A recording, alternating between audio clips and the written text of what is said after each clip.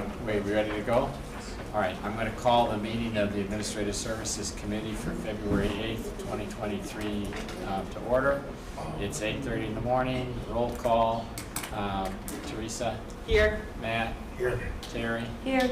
I'm here, and Pam will be back when she gets her mail, so we got 5. We have a quorum. Can I have a motion to approve the minutes of the January 10th meeting? So moved. Second. Moved by Teresa, seconded by Terry. Any discussions or changes to the minutes? And we have Gloria Van Hoff now here too. I have no comments. Okay. Then in that case, any changes or corrections to the minutes, Gloria? We're just at minutes. Any changes or corrections to the minutes that you want to make? Okay. In that case, can I, all those in favor of the minutes as written, say aye. Aye. Any opposed? All right, they're approved. Public comment, I know I have one. Mr. Vin.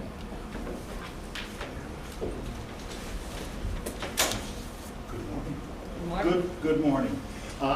There is a resolution that's on the agenda tomorrow for finance and audit, and I apologize, we did not get it on your agenda in time, but I wanted to at least address it and let the committee know what it is. It's a resolution reclassifying a position in our office from a 9N to a 10E, and it's basically, it's a guy named George Encino who holds the position right now, and it's a technology position. Everything from our review of body-worn cameras to iJustice to our e-prosecutor software, basically any trial technology, anything to do with our computer systems, pretty much George is handling right now with very little help from the IT department. It's worked out extremely well. He's found a lot of shortcuts that IT, quite frankly, didn't even know in our e-prosecutor, for instance. So the reclassification, we're saying in this resolution that's effective February 22nd, but the actual change for him would not be effective until March 6th. That's when it would take effect. And I wanted to Any address idea how much money it costs? I don't believe it's going to cost any money because he's being paid hourly, a good salary right now, hourly, and he's going to go to the very floor of that 10E. The very floor of 10E. I just would assume we're not doing it for him. No. We're doing it for that's what you would anticipate moving forward with whomever it was that filled that position. That is correct. But I will tell you that when he came in and started doing this job, it really spurred us to say, this is what we need in-house. We need somebody that concentrates on all this trial technology and e-prosecutor, iJustice, and we try as much as we can to go paperless, so everything we do is either an e-prosecutor, we do everything thumb drives or electronically, so it really kind of started with seeing what he was able to do for us when he started working in this position. Any questions? All right, so for new people on the board, you understand it's not published on the agenda. It's on this public comment. We cannot vote on it today without violating the Open Meetings Act, so we won't be. It will go to Finance Committee, depending what they do, will depend on what it ends up on the board for Committee of the Whole next week. But if you have any questions, reach out to Norm or reach out to the office and the State Attorney's office, and they'll be glad to help. Thank you. Thank you. Thank you very much. All right, any member comments?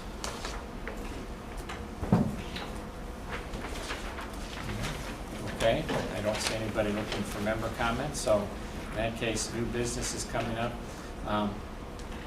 We now have 4 more people to interview for Ethics Commission, just to bring people up to date from last month. We had 1 interview last month. That interview is counted towards these, so when we're done, we're going to pick 2 people out of 5. All right? And with that, I saw Nick. Come on up. Good morning, everyone. Good morning. Nick, I don't know if you remember, I'm Joe Gottemoller, and I'm in what is now, basically my district runs down Route 14 from Cary to Woodstock. Okay. And I don't know, Pam, if you want to Sure. introduce yourself. Good morning. Good morning. Nice to see you again. Nice to see you again. Pamela Altoff, District 4, which is Spring Grove, part of Spring Grove, McHenry, McCollum Lake, Johnsburg. Are you 7 or 8? Because you said 4. I am, No, you're not 4 anymore. I'm 6. Thank you. That's what she Because said. I'm 4. And I'm also really slow and old, so yeah, I'm 6, I apologize, thank you very much. There's 18 of us now. Oh, gosh. I'm Terry Greeno, and I represent District 5, and we're the Fox River Valley, basically from Upwood Hills up to Holiday Hills. And there you go. Yes. I'm at Kunkel on D1, and it's the very southern eastern corner of our Algonquin. It's Crazy Line, part of Barrington Hills, Fox River Grove, Algonquin, Cary. And Trout Valley. And Trout Valley. I love Trout Valley. It's Okay. great to walk. D1. I'm Kristen Masters, I'm also from District 1. Morning. I'm Gloria Van Hoff, and I have this real cool district. It's District 2, and it covers 4 colonies, Coventry, where I live, Wedgwood, and part of Hills, and it's just an amazing district. Good morning. If you would tell us a little bit about yourself and why you've reapplied, correct? Because you finished Yeah. the last term. Yes. So go ahead. For those of you who don't remember or weren't here the last time, which is a few months ago, I'm Nick Feda. I'm an assistant public defender in Kane County, but I live with my family in Cary. I applied to fill a vacancy because I just felt it was the right thing to do. I'd like to get involved in the community where my children are being raised, and that was an opportunity, and I was fortunate enough to be selected, and would like to continue with my service. Questions from the board members? Has there been a meeting, I know there, other meetings are only called when they're necessary. Has there been a meeting that you've attended? We had one meeting. Yeah. It was a training. It was a good time. We got to know everyone, the other members of the committee. We had a mock complaint that we went through, which was very interesting. I hope to be part of a mock, the formal process. That would, I think, be very helpful for everyone. Because you learn, at least I learned a lot about my other members in just talking through the issues. You know, there's only so much we could learn from each other with, hey, how are you, where are you from? But then how do you think when presented with it? And that was very, very insightful and informative. And it was a lot of fun. We had a good back and forth, and look forward to doing it again. Oh, no, you don't. Mr. Feda, are you married? I am. Do you have kids? I do. And before, so we don't get into ages, before you went to college, did you do something before that for employment or schooling, or where did you go Before I went to college? before you went to college? No, I went from high school to college. Correct. I mean, occupationally, nothing in between there then? Nothing in between there. Between college and law school, yes, I was a substitute teacher in U46, and I worked at Accenture Consulting. It was I don't know if they're still there. It was the Q Center in St. Charles, the big facility, if you're familiar with. I worked there in the logistics area, which was essentially, they'd have weekly schools of all the Accenture employees, and I would help facilitate the running of those schools. So materials, whether it's a core manager school or a participant school, that would lead us to different things. It was just a bunch of logistical stuff, which was fun. And other than that, it's been all legal. Well, no. So after college, there was a opportunity, shall I say, to move to Cancun and to work at Fat Tuesdays in Cancun. So I took kicking and screaming. I accepted that position and went down to Cancun for about 6 months. Worked at Fat Tuesdays, the bar, and then another bar called the Lucky Monkey, which I don't think is there anymore. But interestingly enough, I was in Hurricane Wilma. That was 2005, a Category 5 that came over Cancun and hovered for 3 days. So if anyone's familiar with Cancun, there's the ocean and the lagoon. Well, all that water, those things merged. So needless to say, the hotel zone was destroyed. The Army was called in. There was no power. And being of this skin color, it wasn't the safest area. So I, with the people I was staying with, we went down south to the capital of the state that Cancun is in, and spent the rest of our time down there, which was it was an amazing opportunity. It traveled, I think, is the best learning experience. So I got to learn. And down there, they still speak Mayan, and the cuisine was a Mayan, Caribbean, Mexican. It was just an amazing experience. Thank you. Any other questions? Yes, Mr. Feda, this is a question that I like to ask in interviews. Is truth relative or absolute? Truth? Yes. Philosophical question. No, words mean things. Yes. I think truth is absolute. Because otherwise you invite subjectivity, which obviously differs from person to person. So we have to, not that we have to, there must be, I believe, there is a truth. And what we do with that, I think that's where it kind of gets subjective, but there is a foundational, a bedrock, a objective truth. Thank you. You're welcome. Any others? Yes. How would you describe your view on ethical behavior? I know that's a very broad question, but what would be one statement you would use to describe what you think is ethical behavior and maybe what you think is not ethical? The first part of your question, ethical behavior, short answer, the right thing to do, all the time. What was the other part of your question? I'm sorry.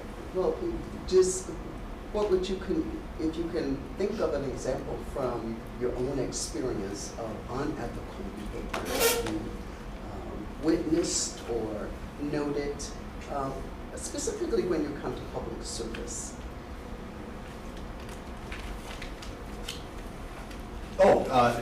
Yes.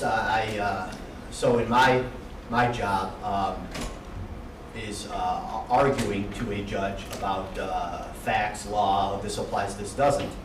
And a lot of times there is a case or cases contradicting what I'm asking for.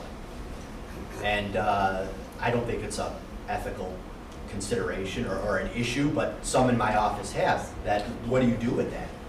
And my answer is, Judge, I'm asking you to do X, Y, Z. However, these cases say what I'm asking you to do is wrong. Please disregard those cases and do what I'm asking. Thank you. You're welcome. Any other questions? I know you were here when I said it a few minutes ago. We've got 5 people applying for 2 spots. And I know you are, and you've had a little more experience than the others, and I really thank you for what you've done so far. We'll find out when we get through the rest of it. Very good. Well, thank you for having me. Thanks Good for to see you coming. all again, and good luck. Thank you. You're welcome. Me and Kurnik, let's see. Do we know if he's here?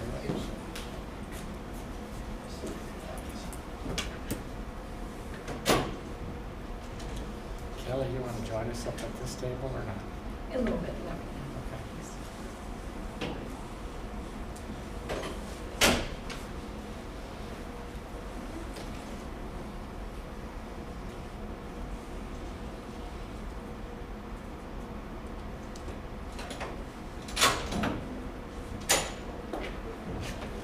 Right there at the end. Folks, how are you? Right, well, either one's fine, but, so you know the microphone that's on that table is what you're talking towards. That one there, Yep. okay.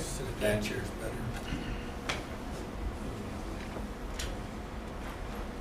we don't want to, whatever public is watching, we want them to be able to hear too. So, My name's Joe Gottemoller. I'm the chairman of this committee, and my district runs generally down Route 14 from the south edge of Woodstock to the north edge of Cary. And I don't know if you know the others, but I do not. all right. So Good morning, my name is Pamela Altoff, and I represent District 6, which is the northeastern quadrant of McHenry County. Morning. Morning.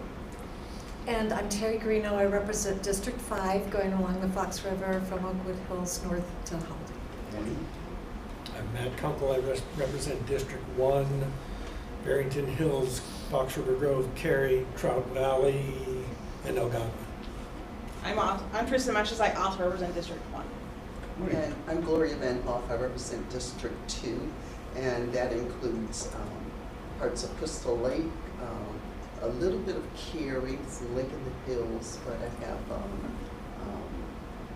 4 colonies where I live, Coventry, Wedgwood, down Miller Road, so real cool district. Good morning.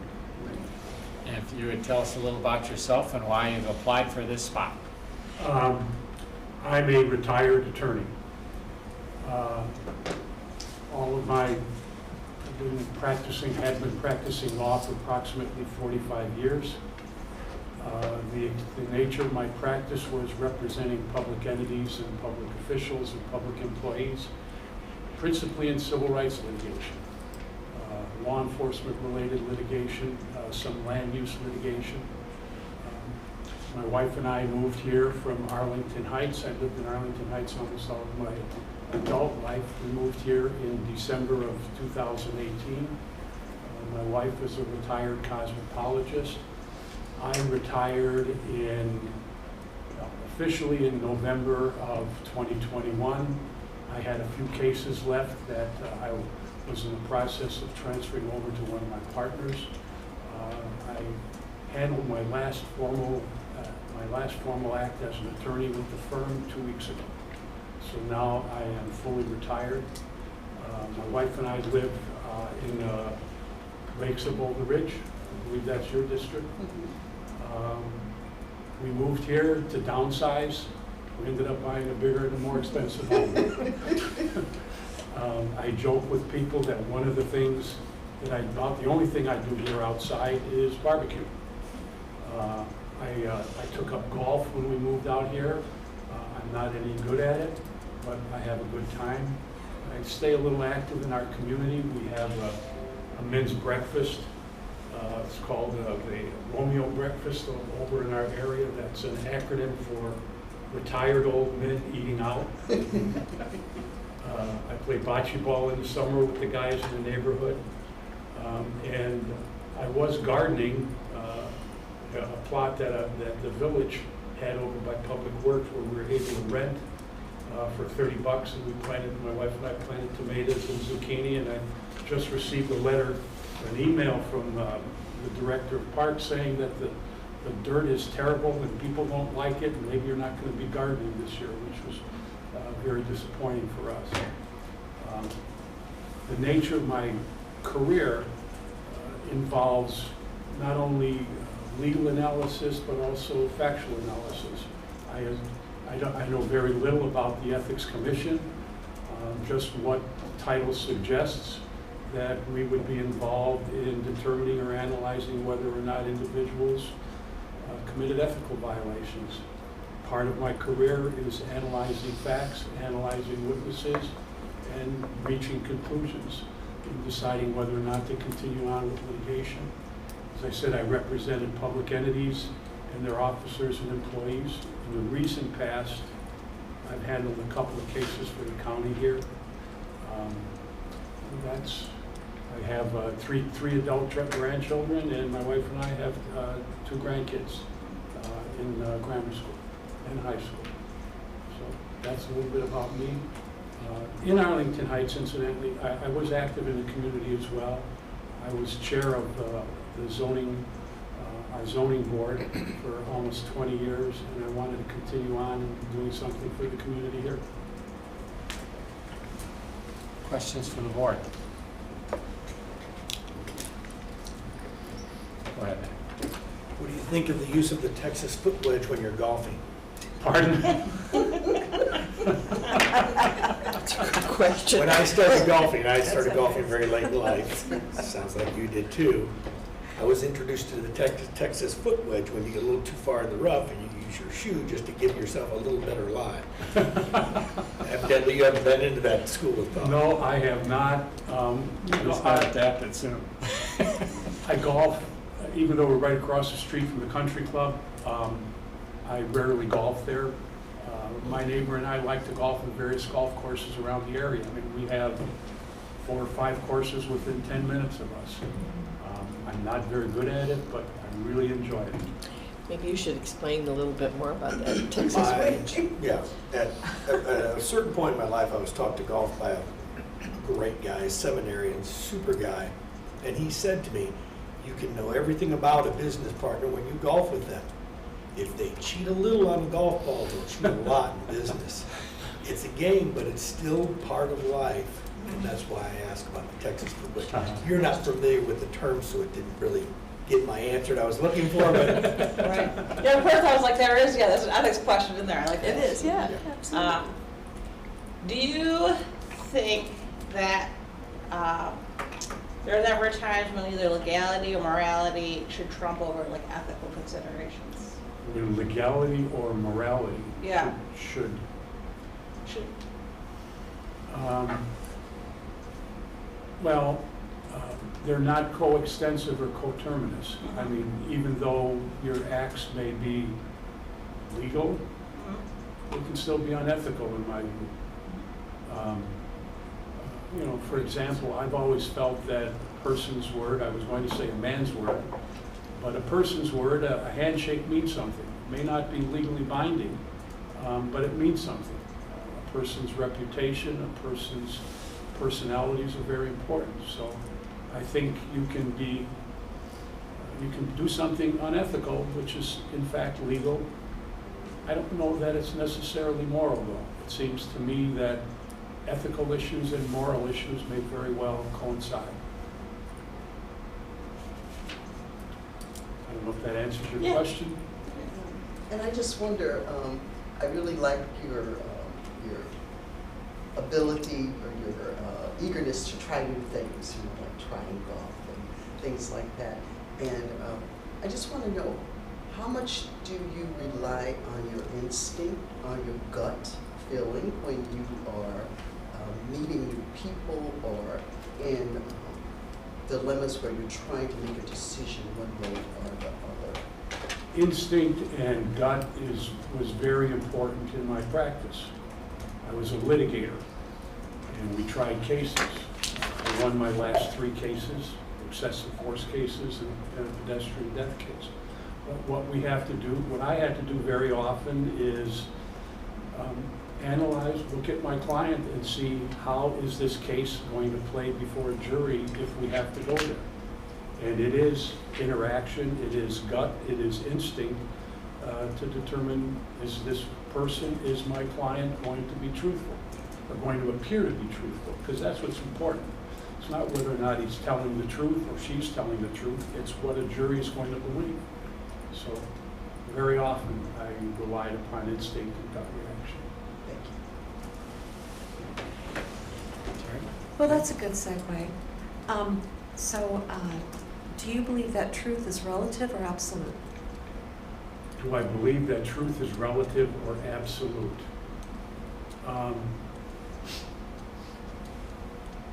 Never thought of it. Absolute, if I had to answer. Truth is absolute.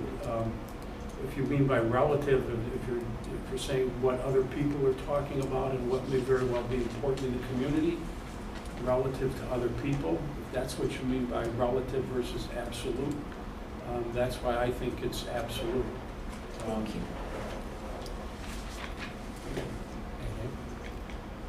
Okay. Great. Right, so you should know that there are 5 people who applied for 2 positions. We will probably, we make a recommendation to the full board.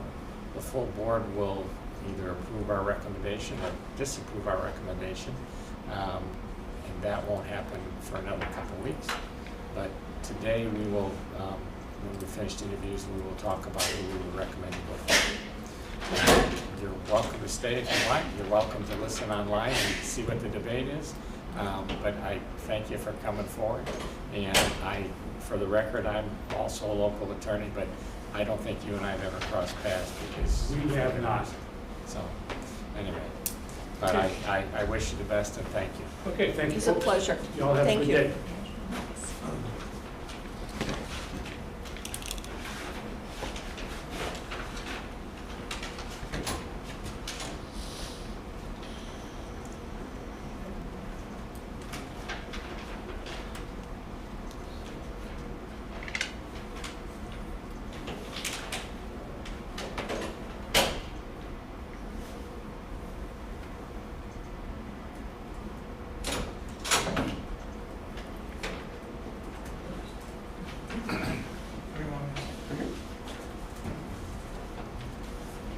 Good morning. Good morning. Andrew, my name's Joe Gottemoller. I'm the chairman of this committee, and my district runs basically up and down Route 14 from Woodstock to Cary. Who wants to go next? Start with Gloria. I'm Gloria Van Hoff, hello, and I'm from District 2, and that's Crystal Lake, a little bit of Cary, a little bit of Lake in the Hills. I live in Fort Colonies, and so Fort Colonies, Coventry, Wedgwood, really cool district. Okay, Welcome. thank you. I'm Teresa Mashas, I'm from District 1, which is the southeast corner, so Barrington Hills, Foxborough Grove, Algonquin, a little bit of Cary, and Trout Valley. I'm Matt Kunkel, and I'm District 1 also. I'm Terry Greenwell. I'm District 5, representing the Fox River Valley from Oakwood Hills up to Holland Hills. And good morning, Pamela Althoff. I'm District 6, which is kind of the northeast quadrant of the county, up by Spring Grove, Fox Lake, and McHenry. If you would tell us a little about yourself and why you chose to apply for this job. Well, I've been on the Ethics Commission for the past, I think, 7 years. And I think that I have unfortunately had spine surgery, so I wasn't able to participate. Now I'm a whole lot better. During that, just to give you a little bit of background, I live here with my wife, in Woodstock with my wife, and I have my 2 sons with their children living in McHenry County. So I have an interest in the county itself. The Ethics Commission, the folks that have been on here are really excellent. Scott is the keystone. It's very interesting how it all hangs together. And I'm a participant. I spent 20 years on the New York Stock Exchange Series 7 question writing. I was transportation chairman for the city of Woodstock for 10 years. And I work with high school students on engineering projects for the city of Woodstock. I have an MBA and all of us that raise potatoes. Questions from the board? Wants to go first? So in the 7 years, has there been any difficult ethics cases that you've had to hear? There weren't any that came before us. What we did with the mocks that Scott did, which was really in-depth and really interesting on how it works. I also, during that time, though I didn't complete it, where they changed the ethics rules around, I wrote about 30 FAQs for folks that are going to be taking the test. And I keyed off all of the sections in the ethics coordinates. They changed it all around. I couldn't sit long enough in front of my computer in order to rearrange all that. So I think it's still on my agenda. So, can you give me an example of one of the frequently asked questions that came up that you Oh boy, formulated? I haven't looked at them in a little while. Okay. As I really trying to remember, there was a lot of them. Okay. think one of them was the sex harassment, that it's not necessarily the person who's doing what might be considered sexual harassment, is that the eyes of the person that is being, quote, harassed, which could be almost nothing, but it doesn't matter to the person. It matters only to that person who is being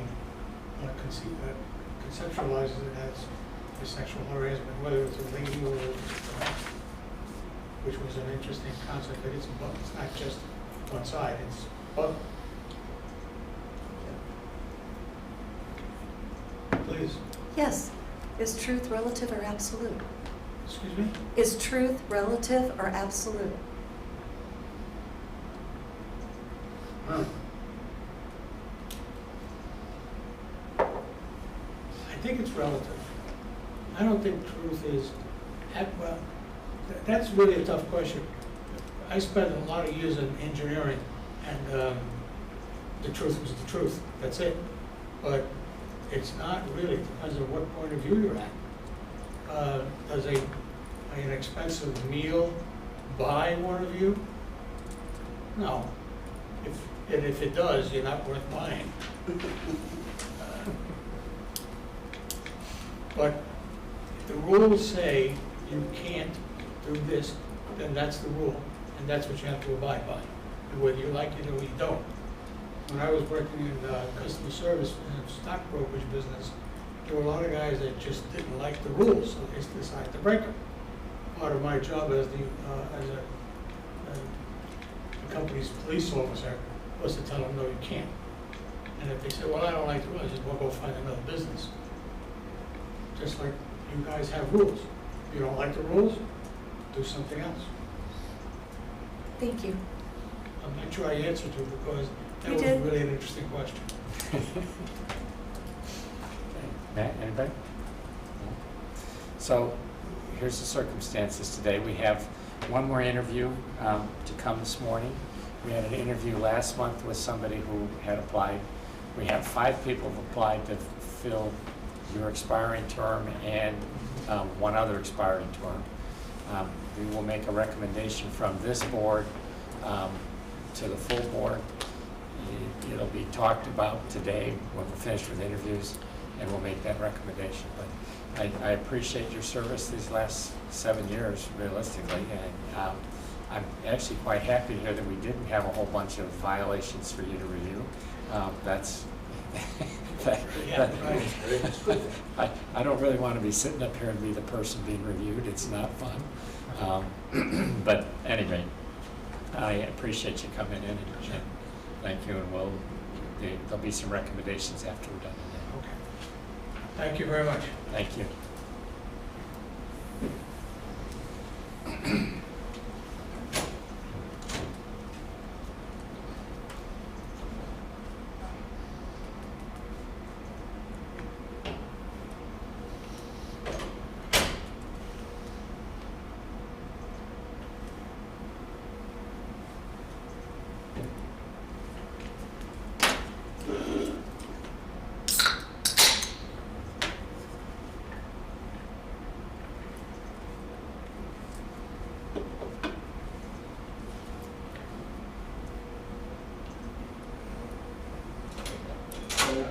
Yeah. It's chair right here, and the Administrative Services Committee, that may ask you a few questions. Have a seat, Mark.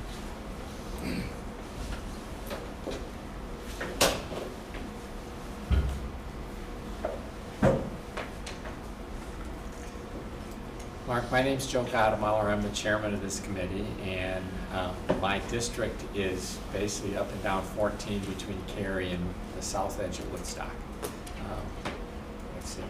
And we're going to make you go first this time. Sure. Good morning. My name is Pamela Altoff, and I represent District 6, which is the northeast quadrant of the county. And I'm Terry Greeno. I represent District 5, which is basically the river, Oakwood Hills to Holiday Hills. You want to go first, Gloria? Go ahead. Oh, hi, I'm Gloria Van Hoff, welcome. I represent District 2, and that covers Crystal Lake, part of Crystal Lake, Cary, Lake in the Hills. I live in Fort Colonies, so it covers Fort Colonies, Wedgwood, Coventry, really cool district. I'm Teresa Meshes. We actually live really close to each other. I represent Teresa Meshes. Yeah, I live over in the Red House, but Maple. I do live on Maple. Yeah, Yeah. so I represent our district, which is the southeast corner. And Council, I represent District 1 also. Introduce us to you. Tell us a little bit about what brings you here today and why you decided to apply for this position. Okay, well, I met Matt during his campaign, and I helped him out a little bit. And I've always been interested in politics, and involved pretty heavily a lot of times. I've just never really held an elected office or anything like that.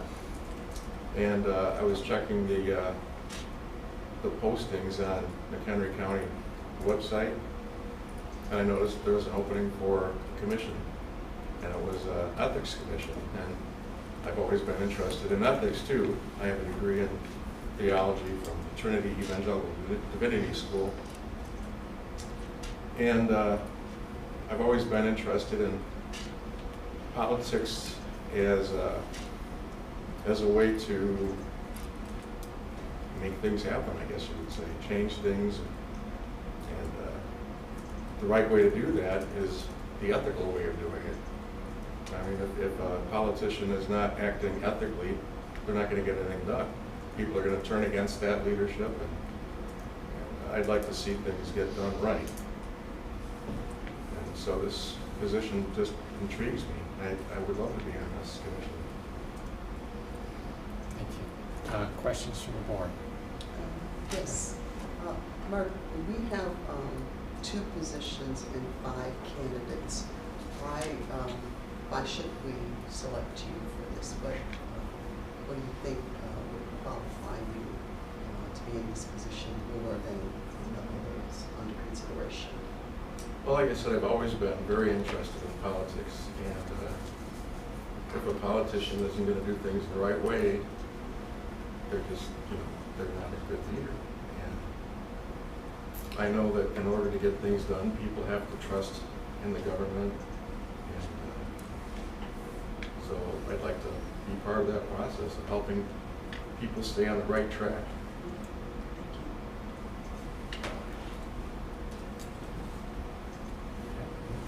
Jerry? I'll go last.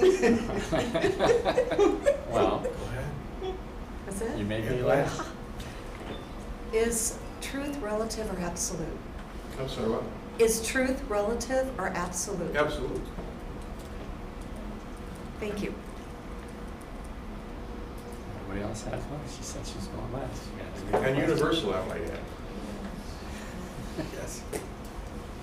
Do you see any room for ethics to not trump over issues of like legality, or sometimes do you see issues also where sometimes morality and ethics don't line up? I'm sorry, what? Do you see times when ethics and morality do not line up as on the same issue? I don't even know. I can't even answer that question because ethics are grounded in morals. Okay. I think you did. I think you did answer that question. Anything else you'd like to tell us? Well, I'm retired, so I have time to do this, which I'm grateful for that. Because if I was working, I wouldn't be able to try to get on the commission. I would really like to do this. So you heard it mentioned, yes, we have 2 people to appoint or to recommend, and this board recommends to the full board. We don't actually have the final say. There are 5 people that applied for 2 positions. We're going to work on which 2 we recommend right after we're finished with this interview. And you're the 5th person to interview. The 4th person this morning, a woman interviewed in that last meeting. and we still had others, applications coming in, so we tabled it to today, put all of them together. And that's what we'll be doing next. I appreciate you coming in. I appreciate you willing to give your time to this, and I do agree that it's probably the most important commission you can be on when an issue comes up. We're really hoping that you never meet. That you never need to meet, put it that way. Exactly. But at any rate, if you don't have any other questions, again, thanks for coming in. You're welcome to sit and listen to the debate. You're also welcome to listen to it online if you don't have the stomach for that. It's up to you. But again, what we do in the end is recommend what comes from you. So, all right. Thank you. Thanks You for said coming in. I could stay and listen. If you want to, you can. Candidly, it's broadcast live. You can go listen to it on your phone. If you feel more. Yeah, you're all comfortable. welcome. It's a public meeting. It's a public Absolutely. If I might stay, that'd be nice. Yeah, you're Thanks. welcome to. Make yourself comfortable, and Thank you. we'll go from there. Scott, you want to get on the board? Oh, you know I do. Okay.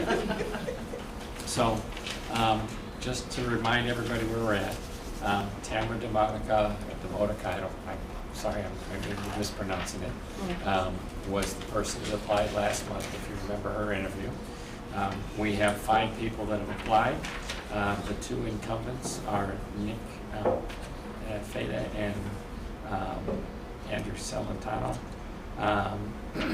We have 3 new, that's Tamara, Bill Kurnik, and Mark Zuelke.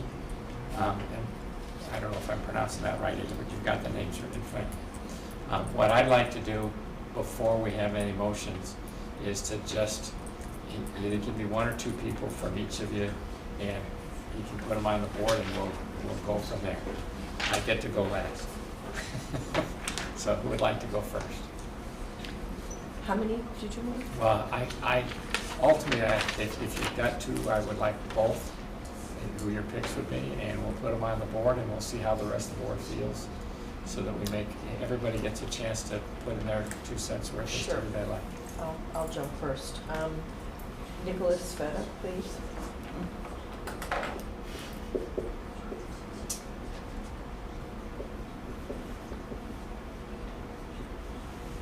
And then William Kurnik.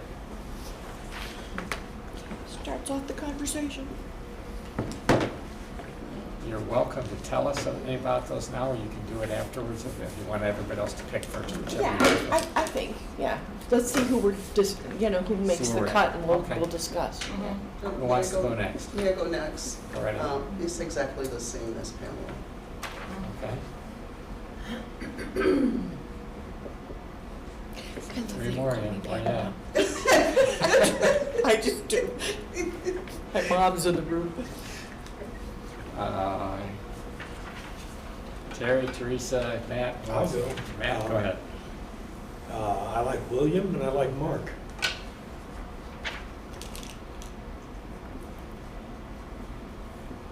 Before we go any further, too, can I state that we have excellent candidates. Right, This yeah, in no true. way, Oh, yeah. shape, or No, form. no, Right, these That- are- I mean, this is hard, and. For and- the yeah, record, I don't it's- think there's yeah. anybody on this list Yeah. who couldn't.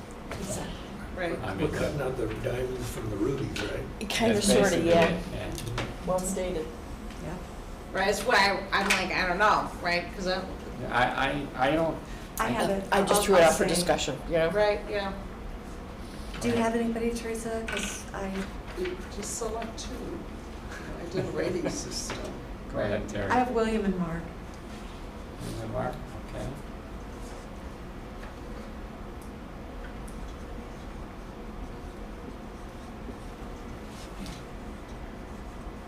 Teresa, Yeah, you're next. I am next, yeah.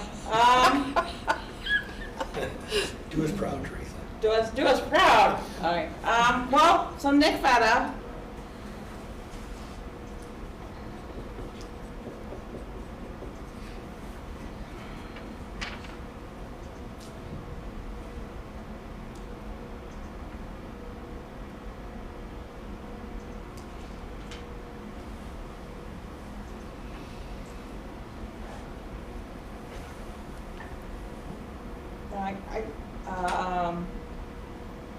And Kurnik.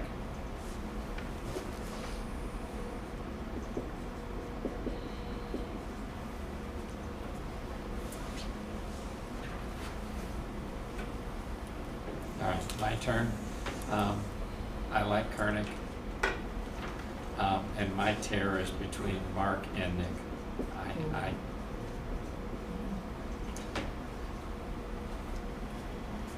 I think Nick hasn't had enough time to, and he's been there for one meeting. I hate to see somebody who's been trained for one meeting not be put on. So did you take Mark or Nick? I haven't yet. I'm still thinking it out loud. Okay. I'm sorry. I haven't yet. I like the fact of having fresh, new eyes, ears, and stuff on our ethics, even though no one was tested. Thank God, nobody was tested on our ethics. So, I think in the end, I could live with either one without any trouble at all. But I'm going to punt, and we'll see which one gets a motion. And I just, in general, if it's okay, I'll respond. I felt that way for a long time too, that it was always good to get new eyes and new people, and sometimes it's, if you've spent the effort in training someone, bringing that individual back to also help educate other new people. I mean, again, it's one of the reasons that I'm a big Nick fan, is that he's been here a couple times. This is something he obviously has indicated that he's interested in, and he shows up. So, I mean, sometimes experience has a value. You have to evaluate that depending upon what skill set and what the goal is of specific committees and agencies. So, just pointing it out. New is good, but it's not always necessarily the overriding yeah, quality.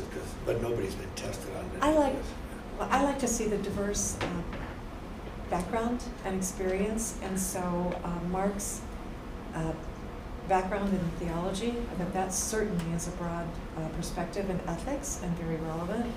And then William's litigation was right up the alley. He's seen it from both sides.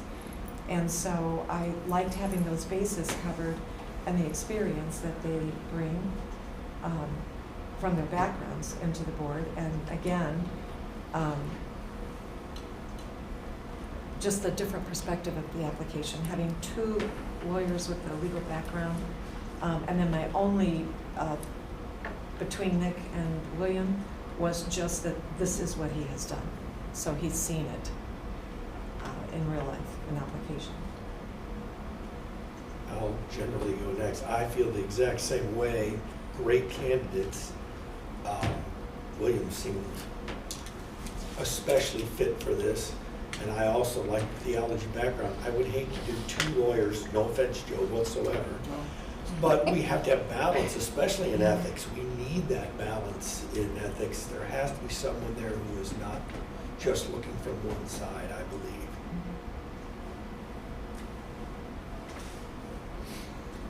Okay, I would ask for a motion on Kurnik, because I don't think that Right, that's really a hard pretty- motion.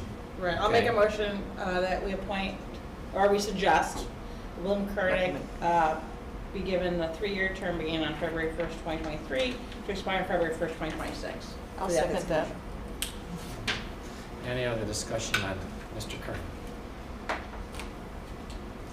Okay, I think requires a roll call. Gloria? Yes. Teresa? Yes? Ann? Yes. Pam? Yes? Terry? Yes. And I'll vote yes. That gets us the first one. That's the easy one. I'll take a motion on the other two.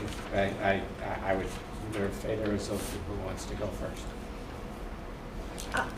I'll just state, for the first time in many, many years, McHenry County is seeing a surge of people who are offering their services and volunteerism to be engaged, right? I mean, I watched for years where we had no app, where we literally were making phone calls to people saying, come on and apply. We've set a tone and a tenor that is welcoming to people. And I'm just gonna say that the fact that we appointed Nick and he's not really had that opportunity to fulfill what he's asked to do, kind of to me is like an unfulfilled promise. So I don't see any reason not to welcome him back in and let him try and continue on providing that volunteerism and that service, regardless of background.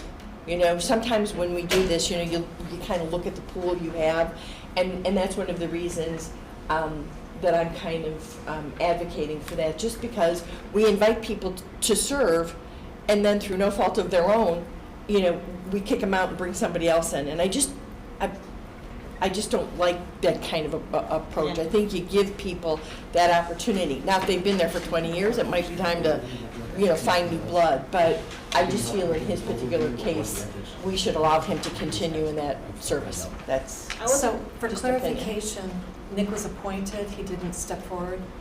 No, he stepped, he was Just just like like that. interviewed. This process too. Okay, Yeah, okay. he was And he interviewed went and through You the appointed. said, process. okay, interviewed and appointed, okay, all right. This, does Scott know the makeup of the board, the ethics commission right now, like what their backgrounds are?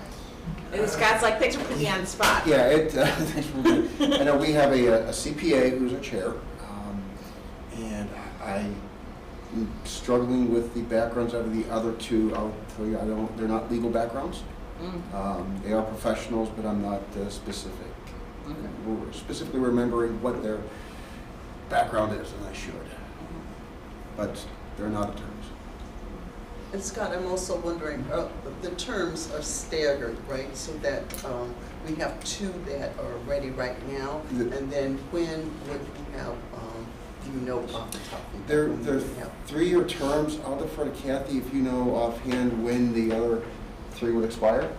The other 3 expire February 1st of 2024. And just so on Nick's appointment, he filled the vacancy of a former commissioner who actually had to resign when they were appointed to the Conservation District. So Lloyd Everard. So when that happened in July, there was one meeting. We were set to meet in January, but because the 2 vacancies came up, it wasn't really appropriate to meet in January and then have 2 vacancies that would come up. So the next meeting will be in March. Do you want me to look up anybody's application for their background? It would be helpful to the commission, to the committee. You mean of the people that are there? Yes. Okay, but as I said, we've got the applications of the ones that just came in. And just to, because Tamara was last month, and just, is there anything that we need to refresh our memories on her? Because, you know, it's like not. Right, look. So, I mean, Tamara's background is she's currently a substitute teacher, and she has been, it looked like she was very active in like local campaigns before. 10 years ago. Yeah, she was. She was very active 10 years ago. So what is the gender mix of the current members? 3 female. Of the 3 sitting are female. Okay. And can I just ask, Kath, in the future, can you kind of give us that background information, or can that be included? It was when we're- included in the yeah, email, can- just please? believe. Thanks. Was included. And then I just, again, I have to say, boards that I serve on, I look at what's represented on the board. I doubt that there's another theologian, and it is an ethics committee, so that's it. And I also applaud Mr. Feda for helping out and doing all that, but that should not be a prerequisite, and that, to me, that isn't the only reason for being here. And obviously, he can run again if he doesn't make Right. this cut this time. So can all of them, that's for sure, but I do like the balance. I like to have the theology mixed with the legality. I just think that actually makes for a great mix. And I know the other people on the board, I read their resumes that are there now, they have deep business backgrounds on some of them, and then we have a CPA for the bookkeeping background. Seems to me we'd have the most effective ethical mix that we can put together, especially on a volunteer basis. I think it speaks volumes that way. Just to make things worse, I'll put my hat in with Matt at this point, or at this point in time, and I would vote for Mark if he's put forward, but we're going to have a tie vote, folks. Well, I like the idea that we're talking 1 year from now, we're going to be You're gonna have, questioning the board. well, So, yeah, about a year from now is when the other three will come up, I agree.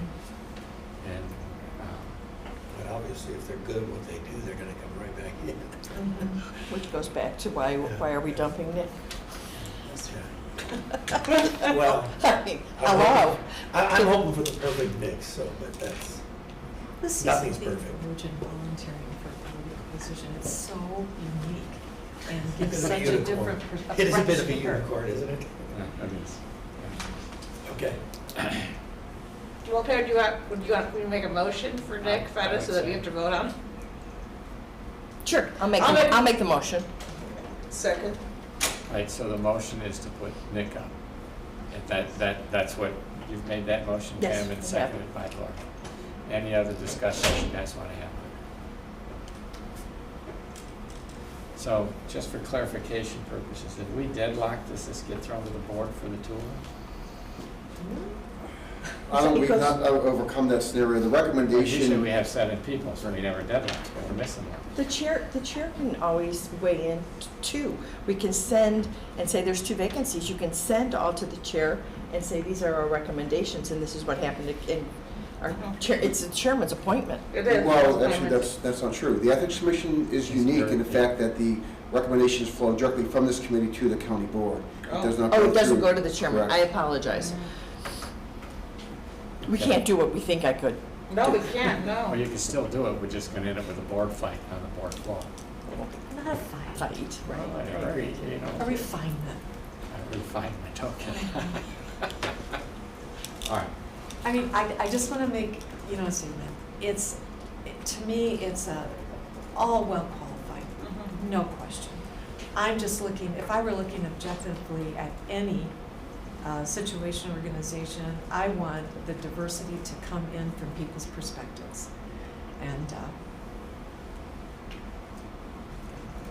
2 lawyers might be one too many, Joe. I said I'd be on your side. Well, you know what, I don't think that we should just be looking at their careers and that, because these are 2 very different lawyers and Absolutely. very different backgrounds, which I think will offer a lot of diversity, and both indicated that they have come across ethical issues that they've handled well. And,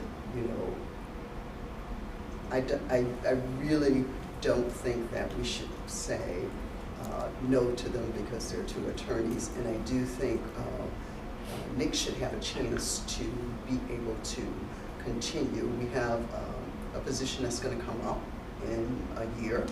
So that would be an opportunity. I am also very grateful that so many people are stepping forward, wanting to do this, because yes, we have had committees in the past that no one was interested in serving on. So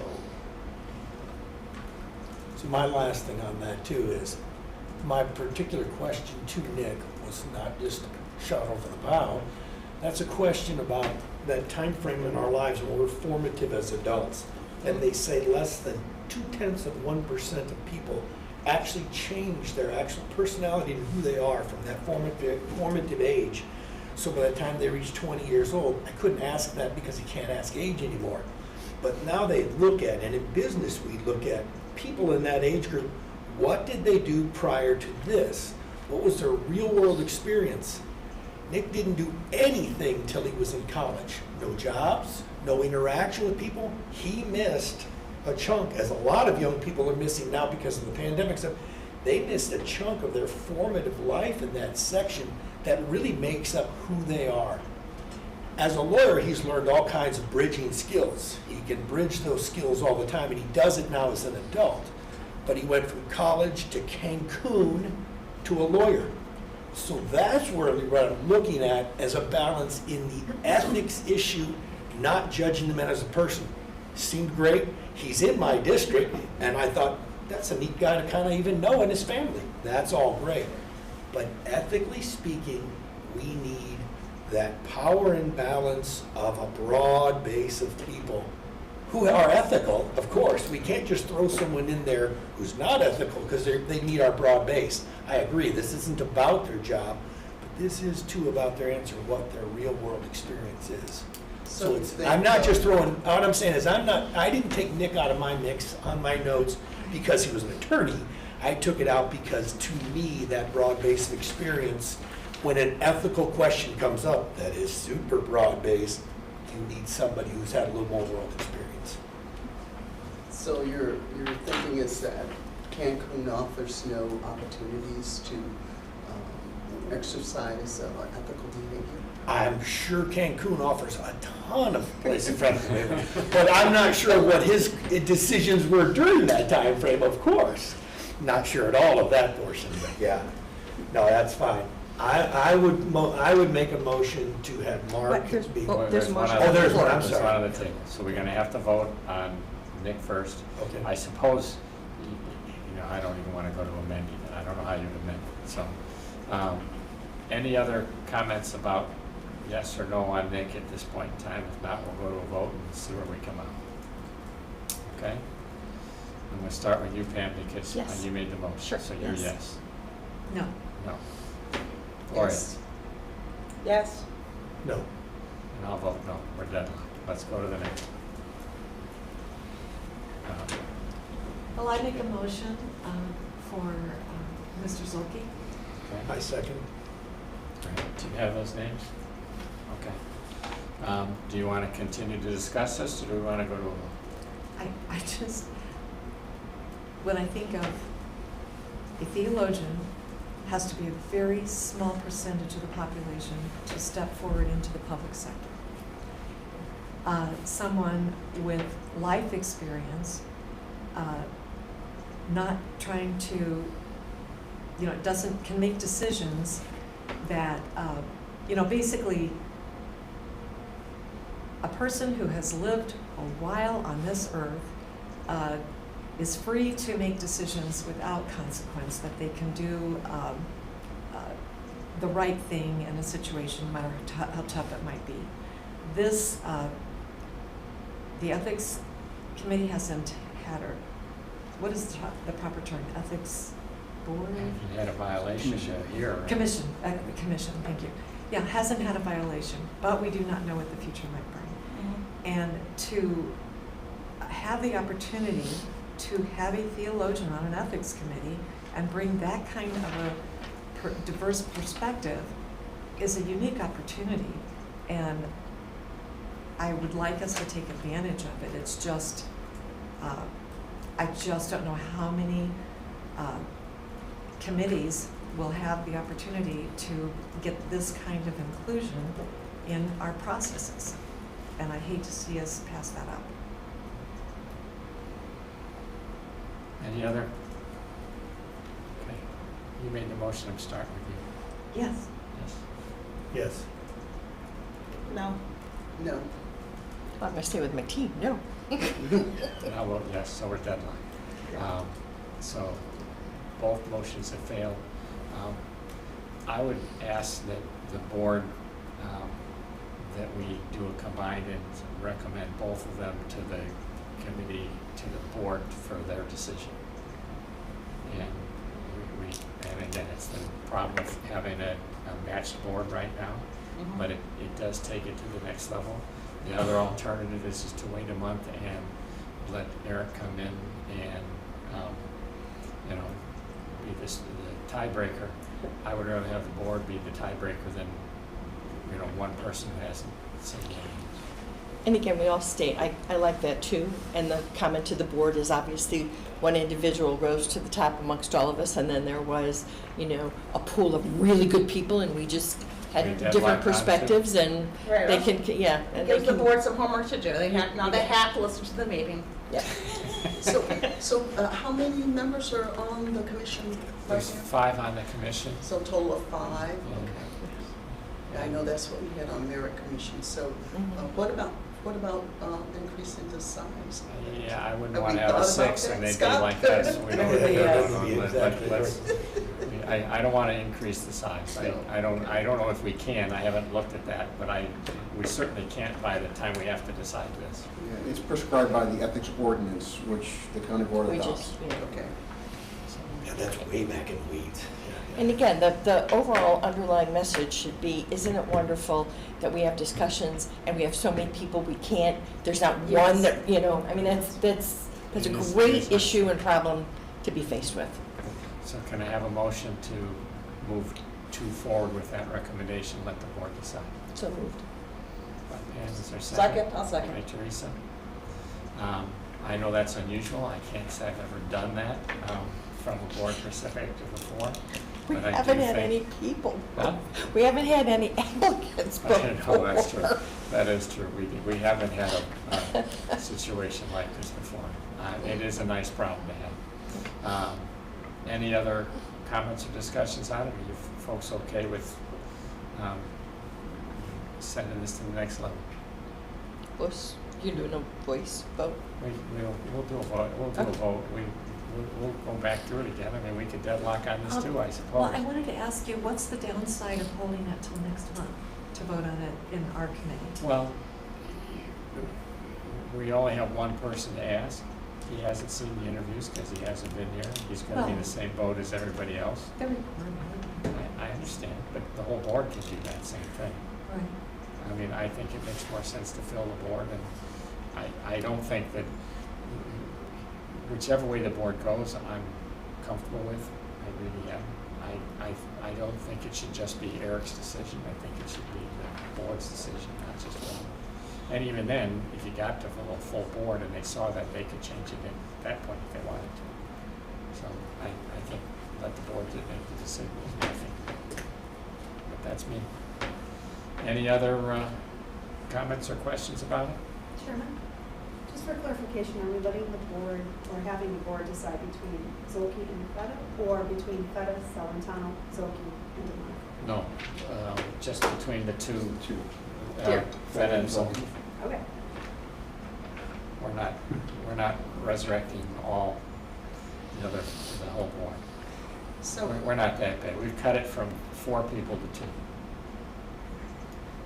so will the other board members have an opportunity They can to listen see to their this. interviews? They can listen to this, they can talk, they Ahead of can time. ask about it at the board floor, they can hear this discussion repeated by us on the board floor.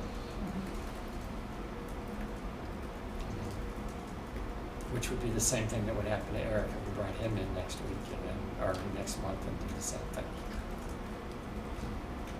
With that, I'll do a roll call. I'm gonna start with you this time. Teresa? Yes. Gloria? Yes. Pam? Yes. Terry? Yes. Matt? Yes. And I'll vote yes, so that's what we will do. Sorry we took so long to do all that, folks.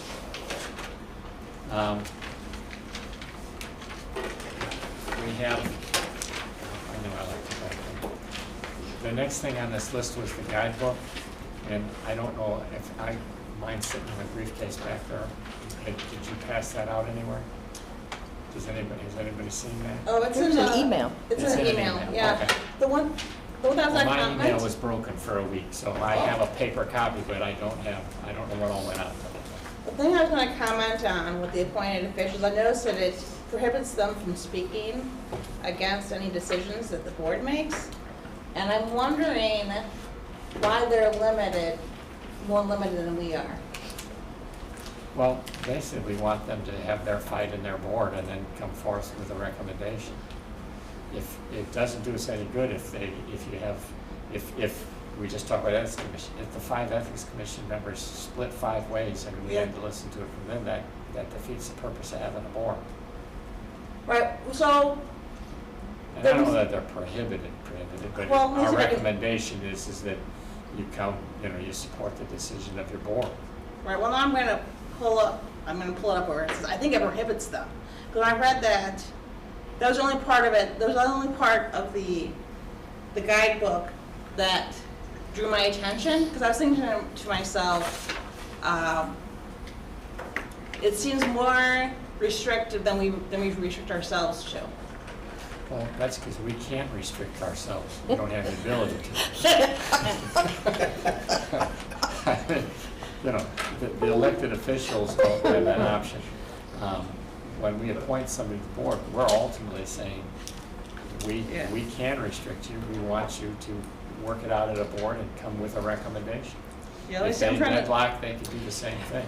I'm gonna see if I can pull up read the part that, because I think, Do you know, maybe it needs to be, pull it up and let's look at it, maybe it needs to be wordsmithed. Right, I mean, I think yes. the idea behind it is that you want those commissions and advisory entities to present, regardless of what the vote was, to present a solid whole. This is what the majority voted on, this is the position. But I mean, let's be realistic and honest. I mean, we really don't have the ability to go around, just like our own executive session, and stop people from talking. But it is a direction and it is kind of a guidance that we, you know, there are minority opinions, but ultimately the opinion of that entity is whatever the majority votes on. yeah, I have to figure out, I mean, at one I point. think that's the idea behind it. Yeah, And it's also something to consider when we reappoint people. So in the 10 guidelines, here's the thing, this, when we haven't had ethics thing, but I hate for this to be the thing that comes to the ethics board or commission. Well, I think that's even more It important, isn't it? says, board decisions must be supported even if a member personally disagrees. It is not ethical to talk against a decision outside of a meeting. And that's plain words. I think that's very good worded that way. But I don't think it is unethical to talk about against a decision. I'm going to say That's a- that what it is remember, you're talking about an Yeah. ethical decision, and this is what that committee decided. And if you go out and talk outside of that, you're actually saying that situation, I mean, the decision was made, it either was unethical or was ethical, and to talk outside of that could potentially be liable, I say, isn't what's it? the liability for Yeah, I us mean, to you're talking. let that out?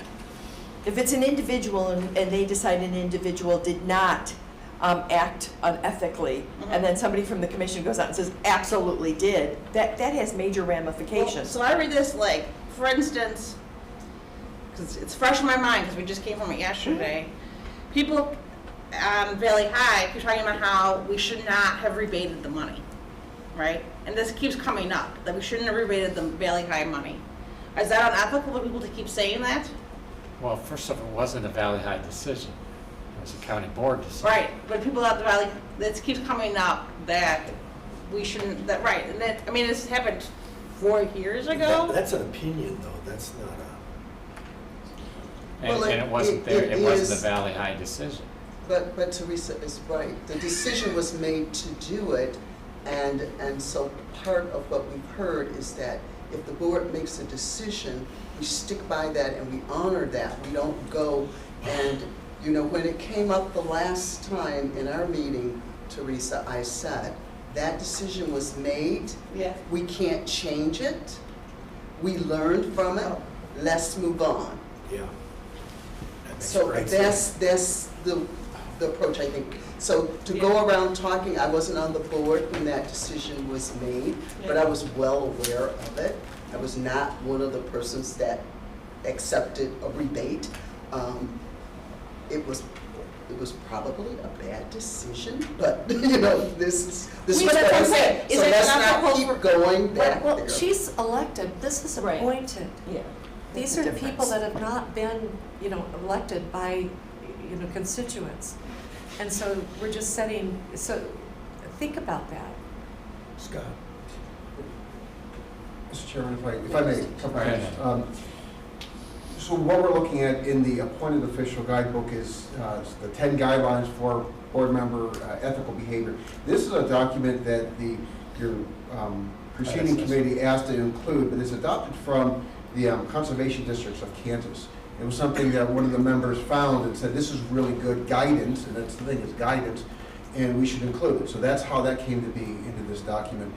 It's not compelling in any way, but it really just tries to set the table, and as an appointed member, how should you think? How should you consider your role? How should you conduct yourself? But it is truly guidelines. If this is troublesome, of course, you have the ability just to Change remove this whole that. document. Or change it, remove or a amend part it. of it. Right, and as it says, it's common sense and good manners, Yeah. just a guideline to that. Again, we're not gonna be able to follow people all around and make That's sure that right. they're compliant. You can't. Right. But again, it is a guideline. It's This is what recommended we're that they asking. don't subvert what we say. And these are the things that we consider when people reapply to continue their, service to the county. I think the question I have is, I'm not sure that it's unethical. Right. I think that is stronger than I think, but the proper form for disagreement is in the board meeting, not outside at the front of the newspaper. I mean, that would be what and I would have phrased that differently if it were up to me from scratch. I would say something along the lines of, board decision must support even if a member personally disagrees. If once the decision is made, the board should present a united front. But until the decision is made, that's where you that's where you argue about it. That's where you decide. You have a board meeting and you discuss it. It's not necessarily personal attacks outside the room. I hope it never becomes personal attacks outside the room. That's just unethical. I think what may be bothering Teresa, at least I can speak for what it bothers me about that statement. Instead of saying it's not ethical, I would reword that to say it's not advisable. I think that would more, How about you know. not productive? Hmm? How about not productive? Yeah. Yeah. Yeah, Yeah. that's better. That works too, but to give it an ethical or unethical label, I agree. think is Yeah. I think not. that's I the part agree. bothers me too. I'm fine with productive. I'm sorry, what was the? Productive, I said it's not productive. productive.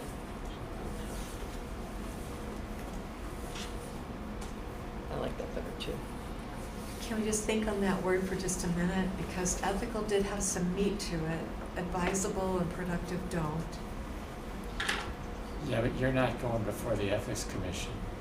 Not Because yet, somebody right? decided that they didn't agree with No, what the I board agree, decided. I agree, I want to change the word from ethical, but something a little more direct and strong, that you don't go out and then start trash talking what has transpired. You accept the decision and implement it, that's your role.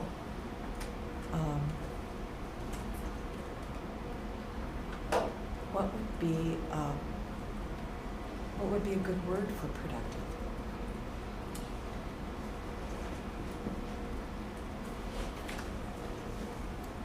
Acceptable. It's not acceptable to talk against a decision outside of a meeting. I mean, it doesn't get into legalities, but it's a strong statement. Acceptable, that works too. That works better than ethical. Yeah, I don't want the ethical. I liked I can live advisable. with either one. Okay, I don't, Scott, go ahead, you got the raise Hi. your hand. If my comments accepted and are not out of line, I'd like to make it. Mr. Chairman, I think you probably hit the perfect sentence on this. People are going to disagree. I mean, you have disagreement on who should move to the Ethics Commission, and people are going to hold a disagreement. Once you leave the meeting, you can hold a disagreement. That's going to happen. But I think, as you had stated, once a decision is made, the Board of Commissioners should present a united front, to support that. I think that captures the intent of the guideline. and do you want, maybe it should be must. Must is like shall. Maybe we need to say should or find another word. Shall? Well, shall is like must. It's a, Should. it's a definitive. Should is better. And I'm just saying, again, we just said this, these are guidelines, and what we're setting is the framework, but individual behavior will be individual behavior. And what that does is allows us, another criteria to evaluate people's performance, on our What if we took behalf. that whole line out about it's not ethical, not productive, just took that line out and just let it be as once a decision is made, the Board of Commission should present a united front and let people decide what they want to do. That's fine too. Joe, can I say something? Sure. Just observing what's going on, this is an advisory document, right? Right. It's not Yeah. something, so as much, if we put something that's in there, we, as in I'm, if there's something put in there that's absolute, are there gonna be any consequences? Exactly. There's No. none whatsoever. So, that's why they're guidelines. That's what I mean, That's can't why I follow don't like people the ethical around. term. Yeah. It sounds like somebody's being unethical when they're just Right. Voicing their opinion. mad they lost their vote. Exactly. Yeah. So we're talking about removing the second Yeah, sentence. and- okay, maybe we just, yeah, take it out completely. I mean, that may be the reason why they put it in the first place in Kansas, but that doesn't mean we have to. We're not in Kansas anymore. Yeah, and so, yeah. Totally. Okay, Dorothy. I was gonna say, so read the stickers.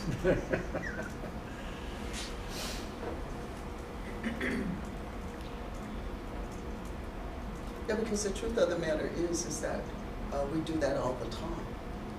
I actually, Well, but we do yeah, it, but we're not, Many- elected. Many of us do. we're elected, different than people who are appointed and Exactly. representing, yeah, it is, but again, it is guidance. Yeah. It isn't, and again, that was always our conversation in many boards and positions I've held, is what's the consequence?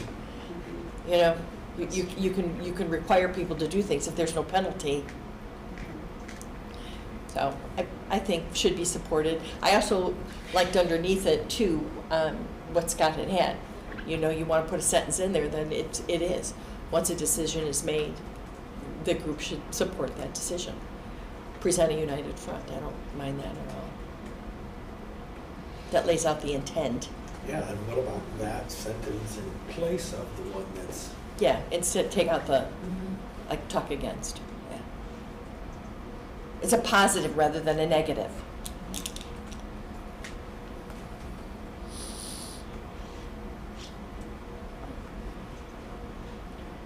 Okay. You Any made it other- unified. I don't know that we're through this, but are there any other places that people saw that they really I didn't wanted even to notice see? I'm that, but I like scanning- it better. I'm scanning it again, but that was the only one that, That's a good catch. Yes. well, because I think to myself, all of the times that I talk about all the things we do on the board, I'm like, I don't think it's unethical for me to talk about what I don't agree with. Too. I mean, I Since get you're elected, you're elected, you can kind of say sort of whatever. Yeah, you have, you know what it is, it's accountability, you have accountability to constituents, appointees have accountability to especially who are because, appointed. yeah, these are people You're that are right. representing us, so this is out in front of us, so.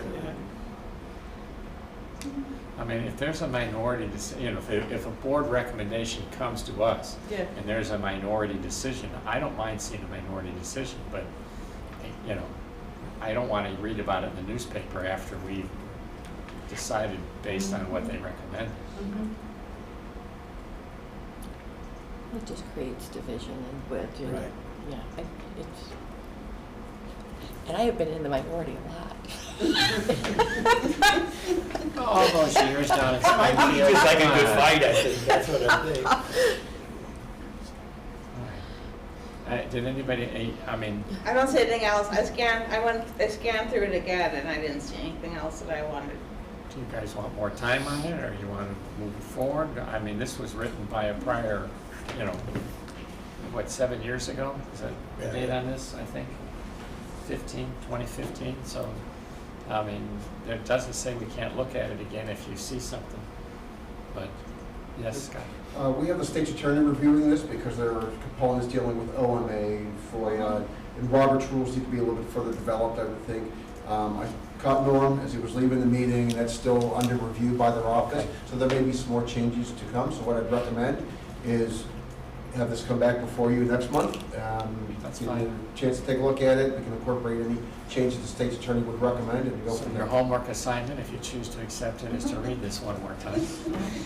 And whatever comes out of the state's attorney's office has directing changes, so that's fine too. And if someone wants to go online and find an alternative to Kansas, that's okay. Start the ball rolling all over again. Yeah. But as we said, is this change going to be acceptable? It's a good change. Yeah, I think it's a good change too. I don't like the implication that someone's being unethical because they have a difference of opinion. That's, I read it and didn't mind a little teeth in it, but that's just a personal thing. well, it implies there's teeth, but there's not. Yeah, I realize that, that's what I'm saying. Okay. That brings us to this is up for review, so it's going to continue on its review course, and we'll see it next month. Brings us to routine consent agenda. Is there anything that anybody wants to have removed from the routine consent agenda?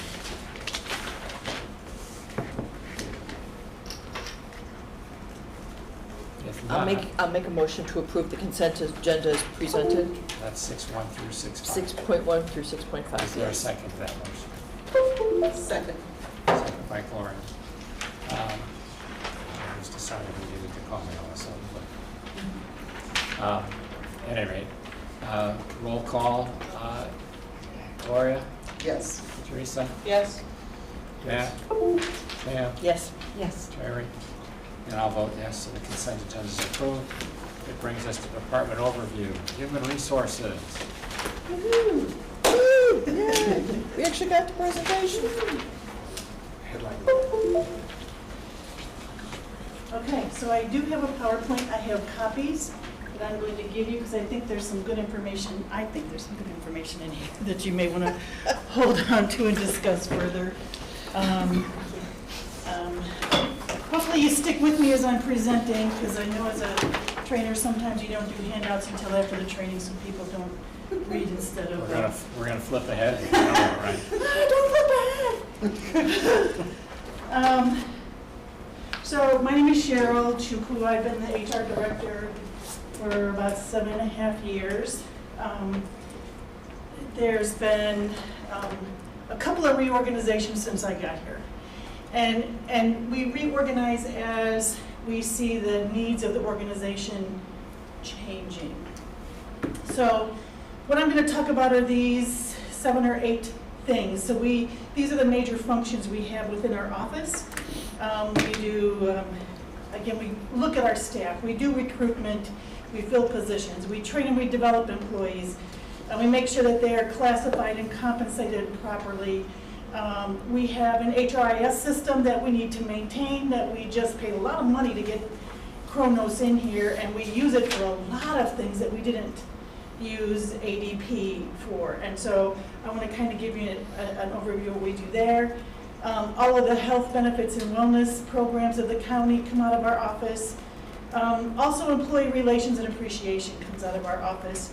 Labor relations, all of our union contracts, and compliance and policies. So They don't do much of anything, you know. we don't do much, but we touch every single employee who works here many times. Yes. So we have 6 people in my office. I'm the director. I've been here for a little over 7 years. I supervise our HR analyst, and that's Holly. She's been here for over 34 years. She was here before there was even an HR department, but she used to do personnel work in administration. I have an assistant director. Again, that was a reorg that we did where I made I have an assistant because my position just had too much.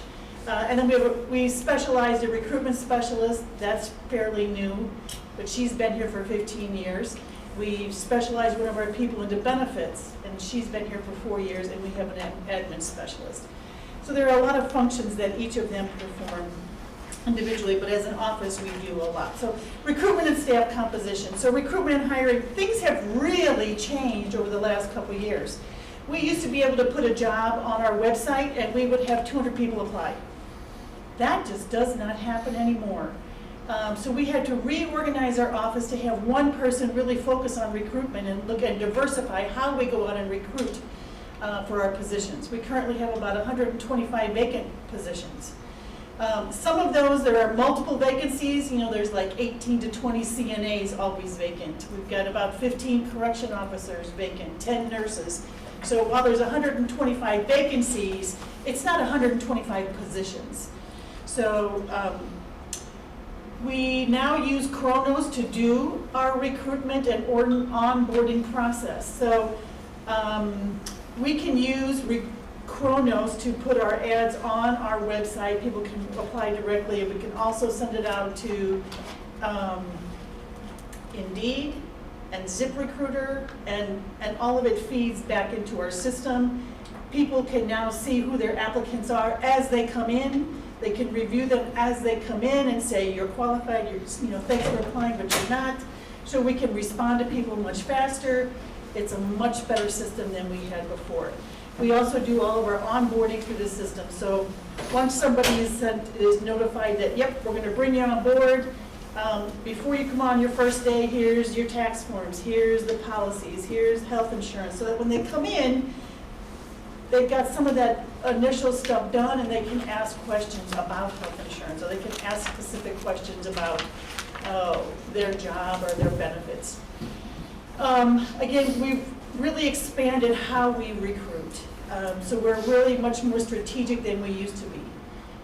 Whereas we're still getting better at that. One of the things that we're going to focus in on is we are currently developing a high school curriculum, 2 classes on government work, working for McHenry County. What kind of jobs are available? Because it's interesting, I asked the 6 people in my office, how many of you when you were in high school said, I'm going to work for the county? Nobody even knew there were jobs that worked for the, oh, Scott raised his hand. So it's like in high school, people don't think about the county government as a place to work. So we want to kind of put that idea in their minds that, oh, there are jobs there. Here's what kind of education I need. Here's what kind of experience I need. Here's do I need a degree? Do I need, what are the wages? So we want to do we're creating a class to take out to the schools to help them realize this is a major employer within the county. One of the projects that we're working on right now is updating all of our job descriptions. We just purchased some SHRM software to make sure that all of our job descriptions are unified and up to date. I'm going to be asking department heads to make sure that each employee has read their job description and they agree with it and they sign off on it. I don't think we've done that in a long time. The chart at the bottom of the page is something that I bring to this committee once a year, so I'm bringing it to you right now. Again, we can decide if we want to come back and talk to it again at another committee meeting. But this is just kind of a demographic highlight of our current makeup. We have 1,066 regular employees. This is not ZBA members, this is not election judges, this is not temporary employees or interns. This is 1,066 regular employees. Most of them are full-time. And I broke the chart out in a way that shows by wage, so by hourly wage. And so there's a couple of things that kind of jump out at me on here. I think, let's look at the ethnicity. I think we could figure out how do we do more recruitment in the Hispanic communities, because it looks like we're not getting a representation of what we have within McHenry County. So we're low on our Hispanic population, which means we're higher on our white population. So we're looking at where do we get that recruitment out there? Why are we missing that population? Why are we not reflecting, why are our employees currently not reflecting our county? Yeah. I was just going to say, one of the things you should do is reach out to the churches. Yeah. Yeah. So, Actually, the Hispanic representation is not that low. I think the makeup is about 14, a little over 14% in the county of Hispanic. The black is like a little under 3%. So I would say we're more underrepresented there than we are Hispanic, percentage-wise. Yeah. So I pulled numbers. So and this is something we could bring back to the table. When I look at our black population, according to this report, it was 1.36%. So again, we can look at that again. And again, if 3% is our current reality, then we really are. I think it was like 2.3 we really are off. or 2.8 or something like that. So we can look at that again, and yeah, let me get some. And it depends, let's identify where you're looking, because that'll Yeah, I make a know, difference there's- too. it's different. Yeah, depending on how recent that information is. Yeah. Well, I checked it right before I ran. No, for no, no, office. I meant what we're using here. Yeah, If it's census data, if it's, you need to identify, because it will change Yeah. depending upon the And timing also of. the gender pay gap is It's real, very real obvious, obvious. and I'm gonna yes. get there. And so our age, again, our, Cheryl, so just real quick, and I'm sorry to interrupt, but I work on workforce development across 5 counties, and I have to tell you guys, McHenry County is like the only of the 5 counties that even has a handle on the demographics and the numbers and how frequently they update them. So we use it all the time, and we can contact the county for, the data, and so they're pretty reliable. But more so, when you look at just an overview of numbers and you say, oh, it's 13% of the population, but what it's not telling you is what is the age, what is the skill set, what is the education level, are they already employed, where are they working? Yeah. And so it's are they are they in the workforce looking for jobs? They could be, completely employed. And so it's, if you have to go deeper into a number like that, and the reason is because of recruitment, and who are you recruiting, how and where. You can recruit all day long thinking that you're hitting a demographic, and there's no one available in that demographic that's seeing what you're doing. It's just play pretend, Yep. smoke. Yep, exactly. So these are numbers. Yeah. But as Teresa mentioned, these numbers, again, this is not showing my arrow up there on the thing, but if you look at the gender, you see a very opposite number of, so again, the $14 to $20 range, almost 78% of women are in that low range. 78, well, there are 189 that are in that pay range. Most of them are women. Again, so as that number goes down, you see the 77.78 for women, then 58. So the number gets smaller and smaller and smaller. The percentage of women who hold those positions with that wage gets smaller, whereas the men gets higher. So that was an interesting thing that popped out. So we will be talking about that and looking at recruitment and what types of positions. So part of this, somebody said, well, isn't that impacted because many of our high-paying law enforcement positions are predominantly male? Well, yeah, so corrections and the deputies they're higher paid positions, and the majority of them are men. They could be women. Not a lot of women have applied for those positions. So they're numbers at this point, but it could turn into a lot of discussion. So I'm presenting you the numbers today in respect that I have other departments who want to make their presentations about their departments. So these are some numbers we may want to come back and look at and talk about. Okay, training and development is an area that we look at. 2 of the programs that we have instituted are called tuition reimbursement and student loan repayment. These are programs that I've been educating employees about, educating department heads about. We need to keep our current employees educated and up on technology and processes to support the work that they're doing. Right now, we only have 3 participants in tuition reimbursement. So that means that they can say, I really want to take this class because it helps me be better at my job. And we would help support them through that class. Right now, we only have 3 people who are doing that. I'm not sure why people aren't applying for that. Student loan repayment, these are people who went to get a degree in order to have the job, and they're now making student loan payments. We only have 7 people who are doing that, and it's $50 a month.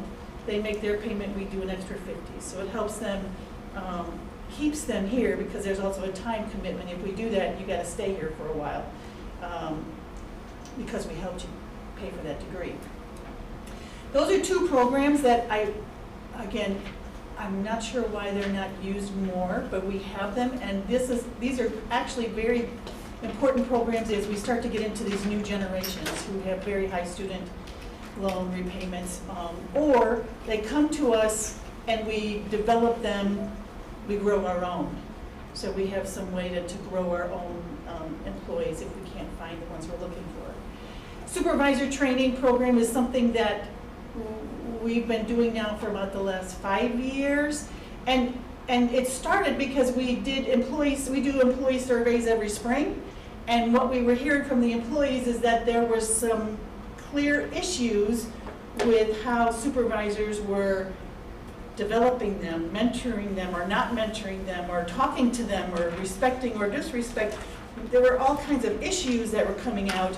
And so we came up with an agenda of things that we wanted to be sure as supervisors we were doing well.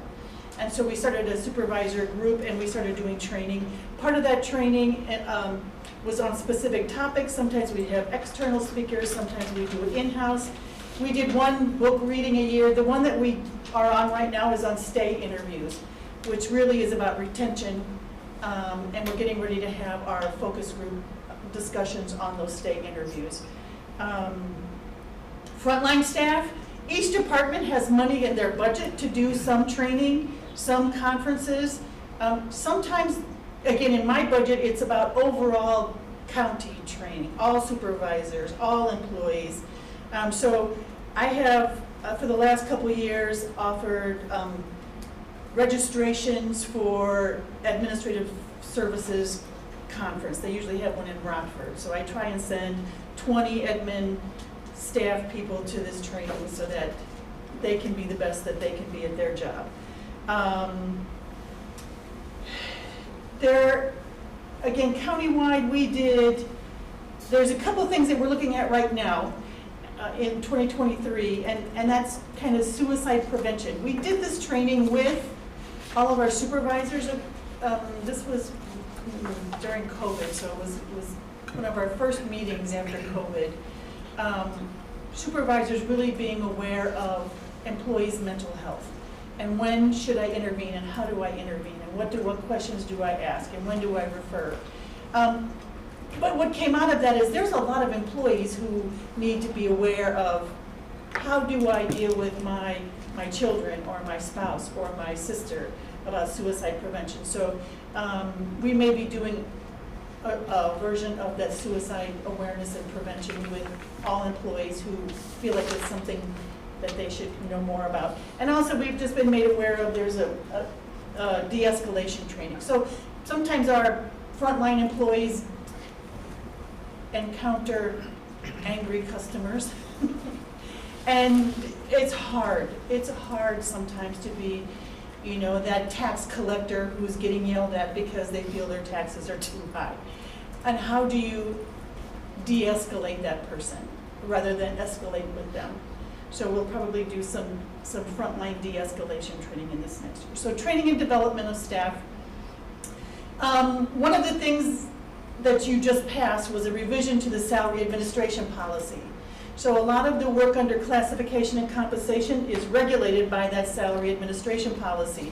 Some of the things that have changed over the years, when I started here in 2015, we really were reclassifying positions as they evolved. Positions should evolve as the work evolves, as the structure of the department evolves.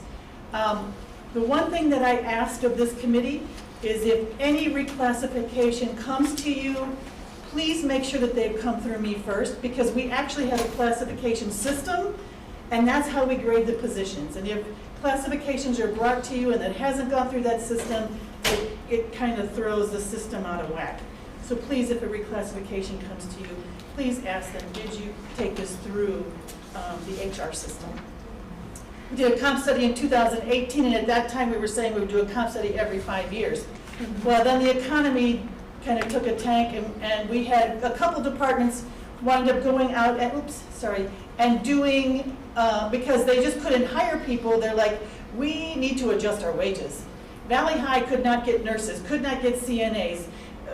Nursing homes where everybody was fighting over people and the wages were rising, so they did a comp study. DOT, again, they were competing with state engineers and other municipalities, and what they were paying, so they did a separate study. Health department did a separate study. ETSB did a separate study. We're like, whoa. So we did a separate study. We did a study in 2020, and at that point we said we need to do this every 2 years, not every 5 years. So we've done that. Right now we're in a stage of let's make sure everybody is classified properly. Let's make sure our job descriptions are good, because next year is our second year and we're going to be doing a comp study again. We want to be sure that we're grading positions that are really represented on paper. So that's under all the class and comp study work that we do. Again, we have this new system. It holds all of our employee information. It does our position management, which I put a little quotation in that says needs work. And I will be coming to you and talking to you about this in the future, because our position management right now is very rigid and sometimes counterintuitive to what's needed. And so we'll talk about that more in another meeting, but that's just kind of a red flag. So within the system, again, we do recruitment, onboarding, we do all of our benefits management, all of the compensation management, performance management. We do reporting. Total compensation used to be a manual report that we created for employees. They now can do it through the system. So it's way, way, way, way less paper. So that was part of one of the county board goals.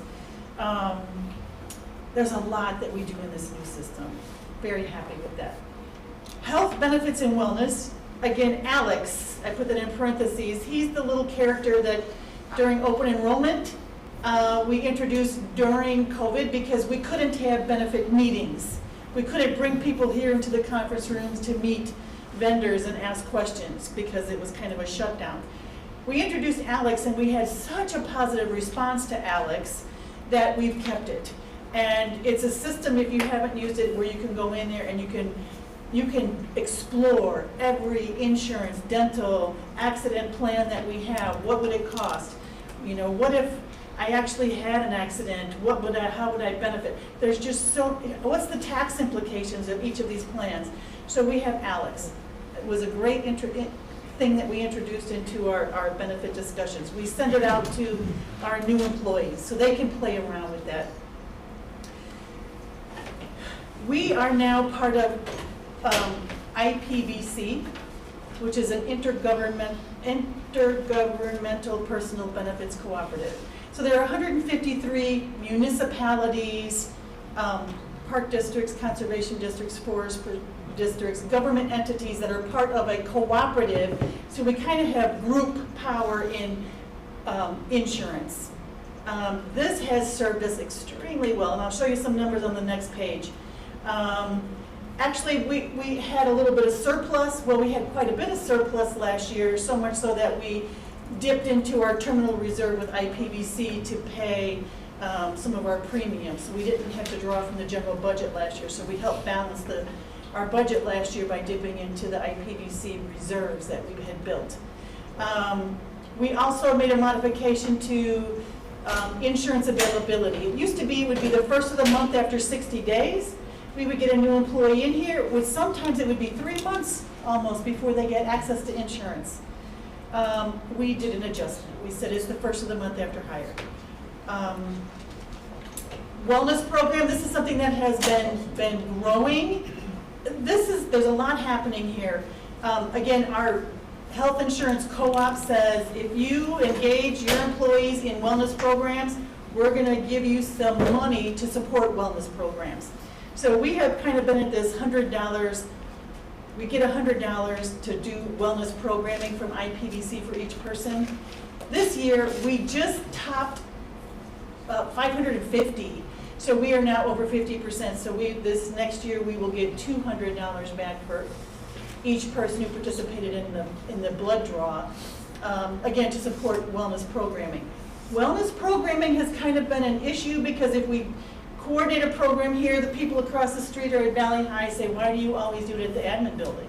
Why don't you do it over here? So what we're changing is there's the pot of money for programming, and it's going to turn into more of like a grant program. There is a wellness committee with representatives from most departments, and groups of employees, I'm not sure what the number they're setting it at, there has to be a minimum of 10 or 20, I'm not sure yet. They're gonna do a draft presentation to our department heads next week. But employees say there's a group of employees who wants to do yoga during lunch. And they have 20 people who want to do it. And they want an instructor. They could apply, and again, if they have a space and so maybe the wellness committee says, okay, you're saying that's going to cost $500 for an instructor to do it for this many classes. They could take some of our wellness program money and support that program. So we are going to try and make the programs more specific to what the employees want in whatever area that they're in. So we are not guessing and inconveniencing people by having it in locations that they're not in.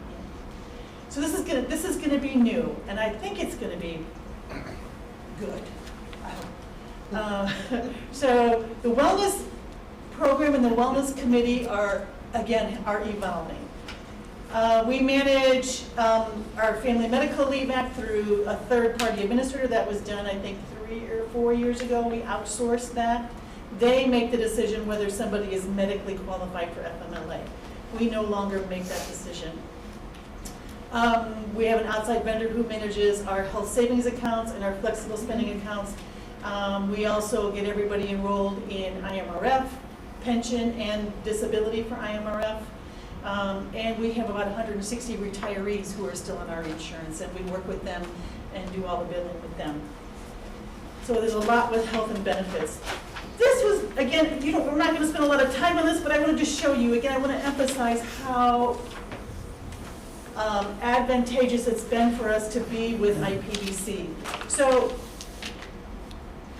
2002, this chart starts at 2002. All the way down at the bottom of that is 2023. So we've got about 20 years, and you can see how the HMO rate increased each year, whether it's an employee, employee plus one, or family. PPO, employee plus one, and family. You see, we didn't introduce a high deductible PPO until 2017, and we also introduced a higher level of dental insurance in 2021. I kind of looked at prior to IPBC, the average change from year to year was about 13% for the HMO and PPO. Since we went to IPBC, the average change has been about 3.2% for the HMO and 0.5% for the PPO. So you can see that it's financially advantageous. I think it's also got other benefits besides the financial. So those are numbers that we can look at another time if you want to. Employee relations, again, this is an area that I think we need to talk more about at this committee level. I think this is an area that could really be strengthened. We have a National Employee Appreciation Week that we do recognize. It's the first week in May. Again, at the HR level, we give a small token to everybody, whether it's a pen or a notebook or Post-it notes or something simple. It might be $1 or $2, because that's what we have on our budget. But just saying thank you. The departments can do things also. We used to give out certificates, saying recognizing for years of service, and some people threw them away and said, what kind of an insult, I've been here for 15 years and you give me a piece of paper. So we had very interesting mixed reactions to a certificate. And we used to have a meal, and this last year was kind of fun. We actually had a picnic out behind the building here. We had employees coming out and playing music, and so that was kind of nice. But I think this is an area that if we don't really find a way to appropriately recognize and appreciate our employees, and they feel that they can get that somewhere else, they may leave. So I think this is an area that we could talk more about. Employee relations and appreciation, again, I do an annual survey in the spring. I ask all kinds of opinions. We then kind of glean out what did we get from there, and we then go out and we do forums, and we talk with employees about, here's what we heard, help us understand this more, what would it look like? And sometimes it turns into a program, sometimes it turns into a policy. For example, our bullying policy came out of this process. We learned that there was quite a bit of bullying happening out on the floors. And it came out of this survey, and we created the policy, and we now put that policy out there every year. Everybody signs up on it. There's a way for them to report bullying, and we address it. So there was also a lot that came out about how supervisors, they work with supervisors, and we actually do a separate survey in the fall about how's your supervisor doing, what could we do to help them be better. And labor relations, we actually had 3 different unions decertify in the last 5 years. That's very unusual. 3 of them decertified. So at Valley High, both of those units decertified, and that's, I think, kudos to Tom Anarella and his staff, because they listened and they tried to address the issues that staff brought forward, and they no longer felt that they needed a union, that they were being treated properly, paid properly. So those 2 unions were decertified, and animal control just recently decertified. Again, great. We did have 2 new units develop in the last 5 years, and one of those was the county clerk. Again, they were afraid as the last county clerk was leaving that they might lose their positions. They heard been decertified before the new county clerk came in. And court services, the probation officers decided that they wanted to certify. My goal is always to try and keep non-union and union benefits and programs and services the same. I don't want there to be a big gap. There shouldn't be a big gap. Right is right, and we want to treat everybody right. So there shouldn't be a big gap. And so when if a union comes to the table and says, we want, and I'll say, no, not until we do it countywide.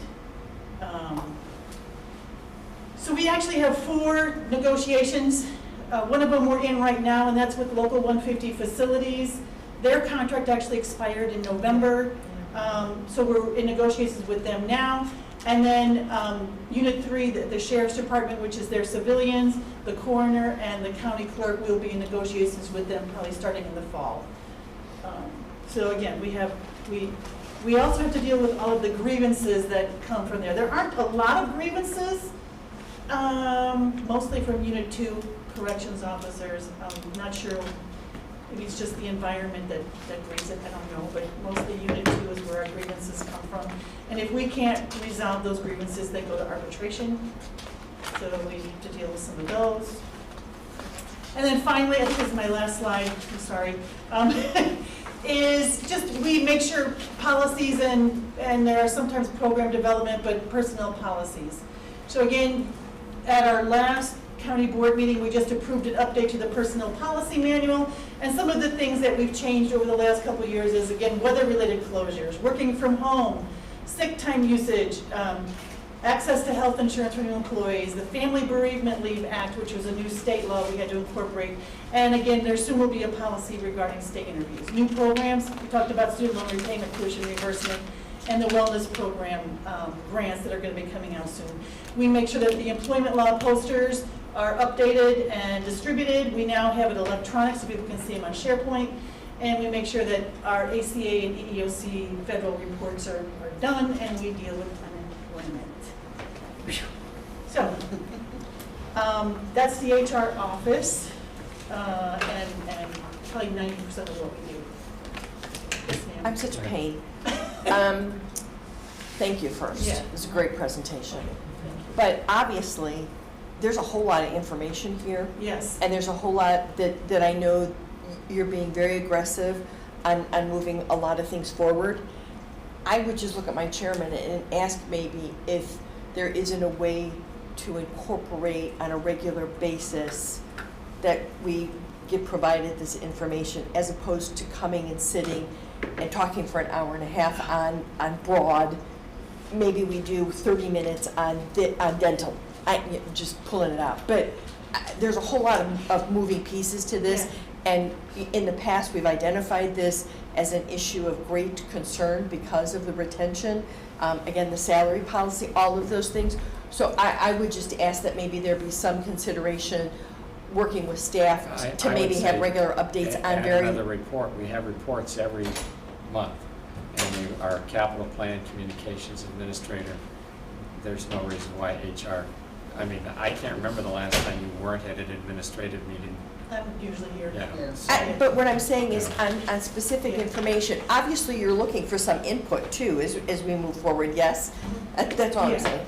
There's some, I know every year in about May, I come in and I talk about the benefits, because it's benefit renewal. We're starting to look at our plans and where they're gonna go in the next budget, so I spend a little bit of time talking about benefits. And usually this is about the time of year we talk about staffing composition, so I kind of folded it into here. But again, that's a topic that we could spend some more time discussing. So. And does the recruiter do the recruiting for Valley High? So sometimes Valley High does an additional recruitment. So we have their jobs posted, but sometimes they go out even further. Okay. They have access to, I think they have their own LinkedIn site. I think And they have remind me, their own. what is the recruiter's name? Deborah Weingart. Oh, that's right, okay. Yeah. thank you. Can I just share a funny thing about it? When we did our tour of the animal shelter, it was noted that there was an applicant for one of the positions from, I think it was Ohio. And it was, again, it was a returning resident that had grown up in McHenry County. But I thought that was funny that one of the things that they did is they looked at available positions in the county because they knew they were coming Yeah. back, Yeah. which I thought was pretty cool. Yeah, that's nice. So Cheryl, I have Yes. a few questions, very brief. You mentioned that suicide, you were addressing that in a program. And I just wonder, does the county have an EAP program? Yes, we do. We do have an EAP program. And is that run by a third-party administrator, or do you do it here? It's a third-party administrator. We brought in a comprehensive EAP, again, out of the employee surveys. They were looking for legal advice, financial advice, things that weren't in a typical EAP. So we brought in a comprehensive EAP, I want to say 2016 or 2017. What we learned is that they didn't have a unit that was tailored to work with law enforcement. So since then, we've kind of switched to a comprehensive EAP that also has that law enforcement capabilities. One of the things that I'm working on is there's actually a mental health certification. I think we've done a lot of things to be aware of and be sensitive to mental health issues here, where we've been working on that regularly. And so I want to get us recognized, so we're actually in the process of applying for a level of certification. Maybe it's going to be gold, I don't know, but we'll see. But the deadline for the application is the end of March. So I will have that in this year, and we'll see what level of certification we're at for mental health. Okay, and the reason I asked that is because I found one that I brought into a company where I was working, and it was really effective because we have no idea what issues they bring to this group. We just know how many people used it. Yeah. And so it takes away that discomfort of talking about, maybe I feel suicidal to, an HR professional that we're working with every day. But it was very comprehensive. It covered all kinds of things, like childcare issues, legal issues, and it's just a very good program. One of the things that ours just changed to also, it used to be, it was you could talk to someone for 3 sessions. That has now changed to whatever is clinically appropriate. Oh. So it's not, you're not cut off at 3 sessions. So it's not clinically appropriate. And then the other thing, I was really surprised to hear that there are only, did you say 3 people involved in the tuition reimbursement? Only 3 people are doing tuition reimbursement right now. Do you mention that in your advertising when you are trying to I get have- people to come and work here? Because that's Yes. a great perk. Yes, yes. And I'm surprised there's only 3. Okay, and the wellness, this is a quick question. I know I read the email that it had been extended. So Yes. because I want to do that. So when do I have to? The 10th I believe, is the last day to do it on site. Okay. And it's gonna be over in the government building.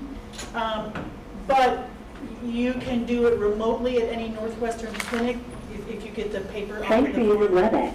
At Visit our website any at Northwestern www.webex.com. until the 15th, I believe. So if we did it on site, when are the hours open and where would we It's go? very early in the day because it's a fasting Are we off? blood draw. I'm sorry?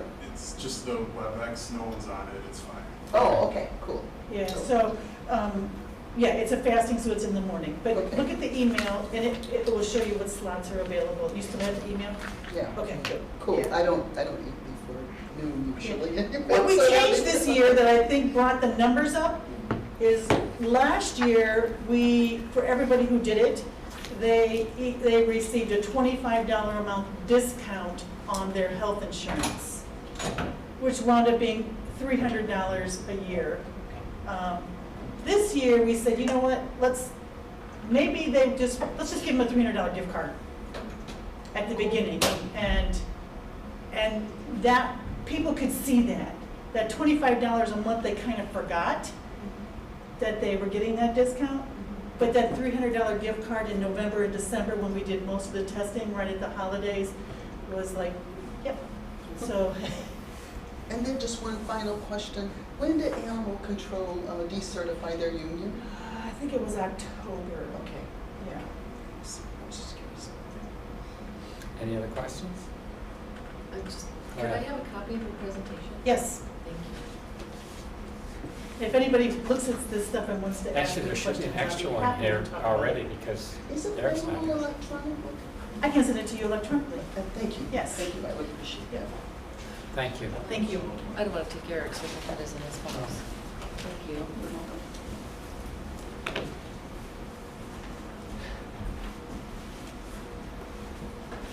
Facilities management.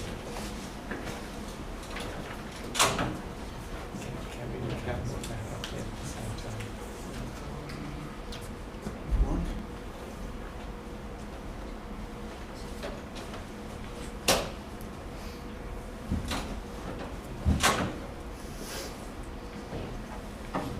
What are we?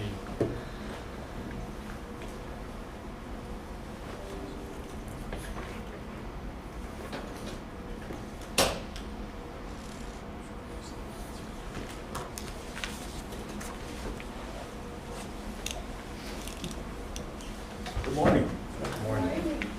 Thanks for While we giving got me- you, you're gonna do your presentation, but while you're at it, you may wanna do the capital update too, so you don't have to stay So, through yeah, it. would you like me to save the best for last? Well, thanks for giving me the opportunity to spend the next 5 minutes with you. So we can cover some things about who we are, what we do, where we do it, and what makes us awesome. What makes us awesome really is our people. 5 minutes. What makes us awesome as our people. We're a group of 31, oops, we're going to go right through this here. We're a group of 31 individuals that are made up in 4 divisions. Administration, which is myself and Lindsay Osborne. Lindsay is one of the 3 people currently utilizing the tuition reimbursement program. Yeah. Yes, and she will be graduating in May, cum laude, as long as she gets 3 straight A's in her next 3 courses, which she will, and she will graduate with a public administration degree. So we're very proud of Lindsay. We're made up typically of introverts, so we don't typically go around in our own forms. But this is an opportunity to do that. So in administration, what we do really is we budget, we plan, we do project management, and we help our teams become successful or continue to be successful. We have a housekeeping division that's made up of 14 individuals that work in our facilities to try to keep them looking great all the time. We have a maintenance division. The maintenance division is made up of 12 individuals. Some of them are higher technical skills, and some of them are generalists. They just take care of things like room setups, rearranging offices, painting, snow shoveling, all the things that really go unnoticed but occur every day. We open and close approximately 1,200 work orders a year. We have 2,500 pieces of equipment. I'm looking around to see if there are any little tags in the ceiling. We have 2,500 pieces of equipment that are in our work order management system that we assign schedules to on an ongoing basis. And they're pumps, they're large pieces of equipment, chillers, generators, etc. So all those 2,500, if they're in our system, typically they have a schedule associated with them. And we work to make sure that we're visiting with that equipment and making sure that it is running well. Our records management team is made up of 3, and what they do primarily is help departments create and maintain the records retention plans and policies. It's a state mandated process, and Melissa McCain does a great job of meeting with our departments and looking at the types of records that we're keeping. Are they records that need to be kept, and what does the state require? Then those go down to the state to be approved. They also help, we still have analog records. There's 18,000 boxes of analog records out at the archive storage building, dating back to 1838, which is as far back as we have out there. Those do not recall very often today, but some of those records are needed to be kept for perpetuity. So that's what happens with that group. Where do we work? Well, we work really kind of in 5 regions today. You can see out west at the Valley High campus, we have Valley High, DOT, there's a gun range, there's a sewage treatment plant, there's a archive storage, there's a sheriff's storage, there's a lot out there. And then here in Woodstock, we have quite a bit. We may be expanding by one. We're looking forward to that. We visit out in McHenry where the ROE is, and we go down to Crystal Lake and we help the mental health board with their building, and we have animal control and public health. And right now, we're helping the sheriff complete some construction work down in Cary, which we will be operating soon. All these properties are linked together with a network that we can log into from one interface, a computer somewhere, and look at how is our building performing today. What's our problems? Do we have any problems? And from there, we can help solve problems from a desktop potentially, or we know whether or not we need to go down and visit in person. I'm looking for my mouse. My cursor has disappeared, and I'm sure that when I go like this, I'm going to flip to the next page. So you're in luck. What really helps us as a team stay focused and together are what we believe. And our vision, our mission, and our values are really our guiding principles. This is what pulls us together and helps us make decisions. When we're wondering, should we? Usually the answer is yes, we should. That's usually the answer, but it's not always the answer. So we look at our values, our vision, what have we stated our goal is, what does the county expect out of us? We feel that right now, facilities management is at a cornerstone, or is at a turning point as far as what's happening in the industry. In the industry, the focus really is, besides the things that are unnoticed, are the lawns mowed, the snow removed, are the lights on, are things clean, is the move towards a more sustainable and carbon neutral position. And that is a long view, and anyone moving into this industry that wants to be successful will need a passion for that, because that really is a great problem to be a part of, to help solve. And we are on board with helping solve that problem to the extent we can. We pride ourselves in being innovators, thinkers, hard workers, and excellent service providers. We care, and we hope that it shows. That's it. I'd be happy to get into the 940 toilets that we have. Right. Don't wanna see 'em. I didn't think that you'd want to hear about that. It's really our people, and we take an ownership position. That's, we own it, and we try to keep it as if it's ours. Can we take you slightly out of order, and can you update us on capital plan update while we're here? You bet. Building envelope phase 6 bids are out. She'll be returned next week. Hopefully we will have bids to present and approve in March. And that, we talked a little bit about, that's really focusing on the curtain wall assembly above the west entrance of the facility, the entrance system at the west entrance, and there's a bridge area. Valley High Memory Care is through design and into construction documents now. Lindsay's sitting in on a code review meeting right now where the architect is meeting with local and state to go over the scope of that project to make sure we're in alignment as we have construction documents created. We have 2 roof projects that have gone through county board approvals. Permits are in place. And we'll be starting this just as soon as the contractor has material and the weather permits. We're doing a small interior build out for the circuit clerk. That project was bid and approved last July, and now we have all the materials needed. Lead times are still an issue. Doors, hardware is still an issue. Flooring can be an issue.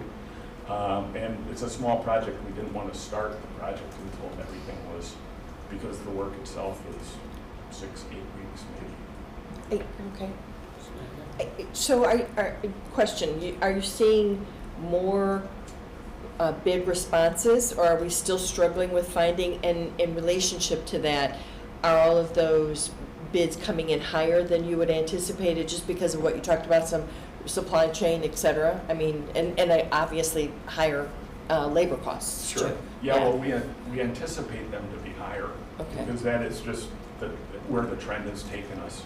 So we're no longer surprised. I mean, I could be surprised if we just do like a 3 or 4 year look back and say, how can this happen? Yeah. But it's not surprising today because it's been incremental and very large over the last 3 years.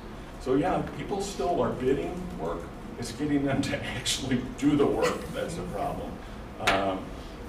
So yeah, we're seeing good participation. Our engineering, architects and engineers are still busy. There's a lot of ARPA money and infrastructure work out there, so they can choose to be selective, and they have full schedules. Thank you. It's a challenge. Yeah. Any other questions? Thank you. Thank you. Mr. Sullivan. Morning.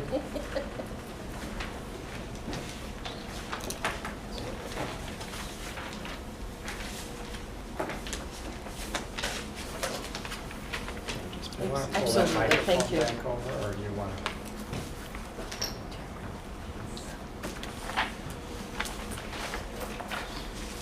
Morning, my name is Tom Sullivan, I'm the Director of IT.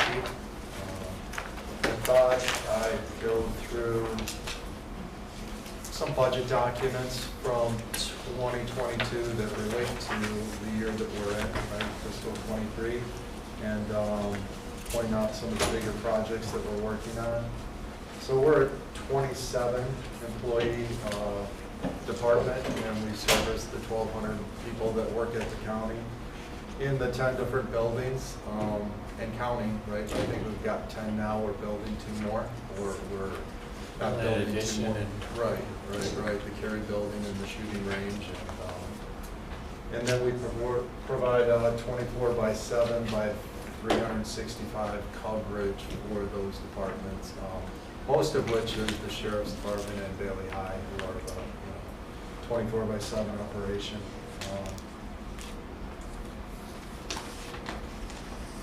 So 1,200 people, that's about 1,400 1,400 and change PCs, laptops, MDCs, which are the MDCs are the mobile data computers that are in sheriff's squad cars, tablets like you guys have.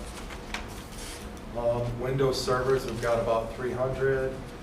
Linux servers around 50, databases 400, applications 246. You know, one thing that's unique about the county compared to a corporation is that we really have 26 small businesses, right? It's not like we're all marching in the same direction, all running the same applications, all have the same goals in mind. It's 26 different departments with 26 different line of business applications. So they're all really different in their agendas and what they're trying to accomplish.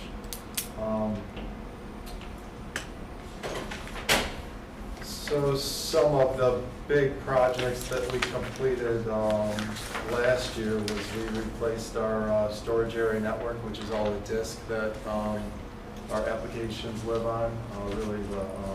Really the back end of what we do in IT. We upgraded firewalls and firewall management centers.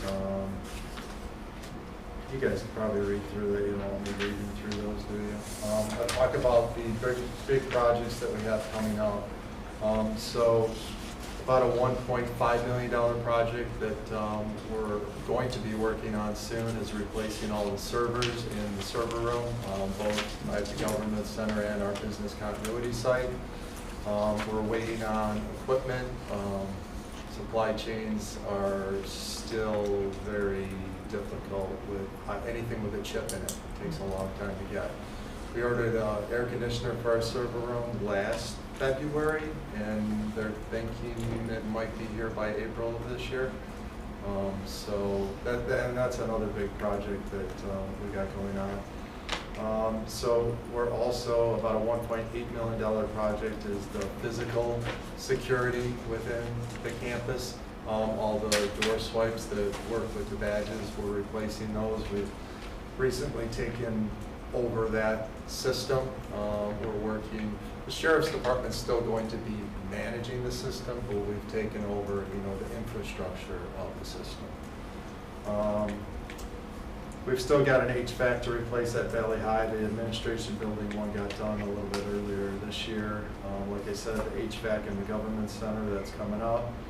Tough books in the sheriff's department, MDR contract negotiations, so that's part of our security stack. And I know there was a couple of questions that you had regarding the resolutions that came through, Proof Point and Simulate, with regard to what are some numbers that kind of make us believe that those programs are worth it, right? And well, I'll get into that in a minute. We're going to start planning for a Windows 11 migration this year. We have to test those 300 plus applications on Windows 11 before we can roll out Windows 11 to everybody, so that's probably about a year or so of testing that we have to do. Windows Hello for Business, that's two-factor authentication. So most of the devices are already two-factor authentication. Anybody that's remotely connected here for the last 10 years has been two-factor, right? The only thing that's not two-factor right now are PCs that are on the network in this building. Those will also be two-factor by the next 3 or 4 months.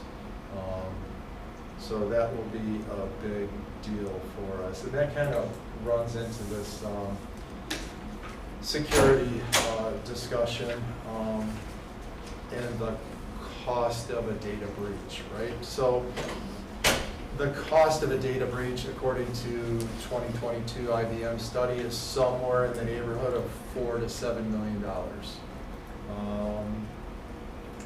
About $165 per record is what they say. And if you looked at that, at 100,000 records, that's $16 million, so that could be quite above, that $4 to $7 million range. So every year we have to fill out a cyber insurance application, and to determine if we're eligible for cyber insurance, and then at what cost is that cyber insurance.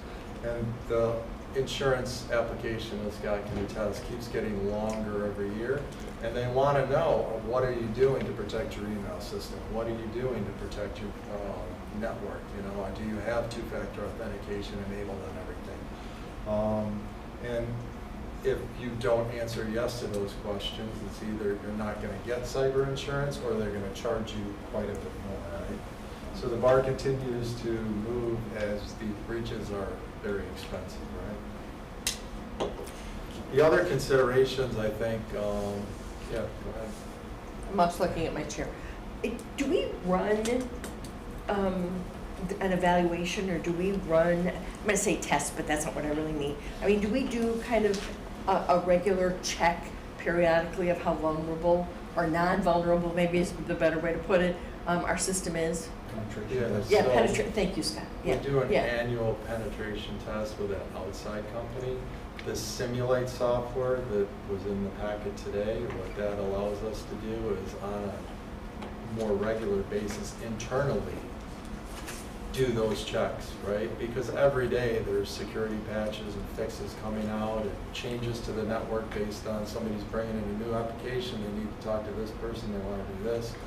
So the network and that configuration is constantly changing. So yeah, you gotta constantly look at that, and that's what this Simulate package is gonna allow us to do. I was gonna suggest, if you guys really want to get into the details of the security stack that we're running here, we could do that. We could provide a presentation. I don't want to do that in a public forum. Yeah. It would have to be an Just executive broadcast, session because I don't want to give away the keys to the kingdom, right? But yeah, some other considerations as far as a cybersecurity breach is, what's a day's worth of downtime worth at the county? And I'm sure the finance department could come up with a number there, right? You know, we've seen counties like DeKalb County where their email system was compromised and they were down for months. Yeah. Well, that happened at the Attorney General's office. Right? Don't you want to talk about that? Yeah. Right. And the information that got out. So what does it cost in dollars, and then what does it cost in, you know, public confidence, you know, that type of thing? So some of the numbers, like this proof point resolution that we passed today, email continues to be the primary vector.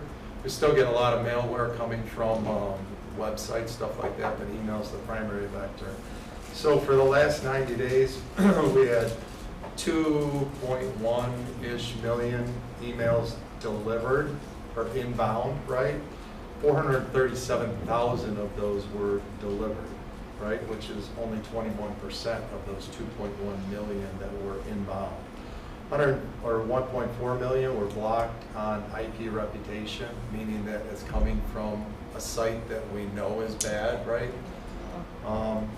207,000 were blocked on signatures, so a signature like a virus, right? You can run it through the software and it knows that it's either a phishing attack, a virus, a spam, an imposter, something like that.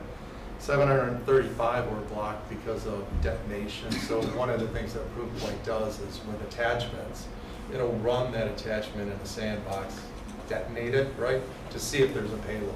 Right, so 735 were blocked because of that. And 943 were blocked because of URL detonation, same kind of a thing, right? URL rewriting, so it has you click here and you actually go somewhere else. Or a click time block where it actually gets through, somebody clicks on it, and then it gets blocked at that point in time. So that's Proofpoint, that's one of the tools that we use. Cisco AMP, which is the endpoint virus protection, malware protection package. In January of 23, we saw 20 new compromises with 23 resolved. I know that seems weird, but like 3 were resolved from the past month, right? 11 PCs were quarantined because they were infected, and then we have to go re-image those PCs, right?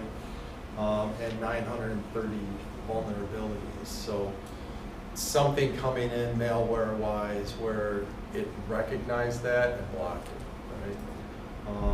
And like I said, most of these are coming in through a web browser. So another thing that we use, another piece of software that we use is Cloudflare.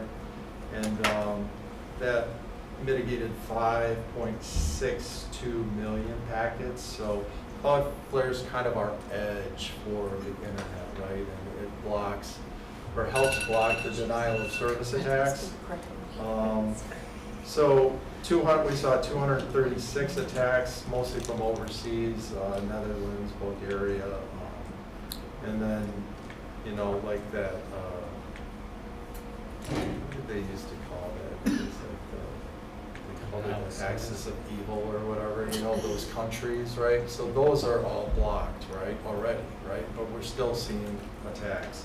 And those, so we had 749 attacks in the last 90 days.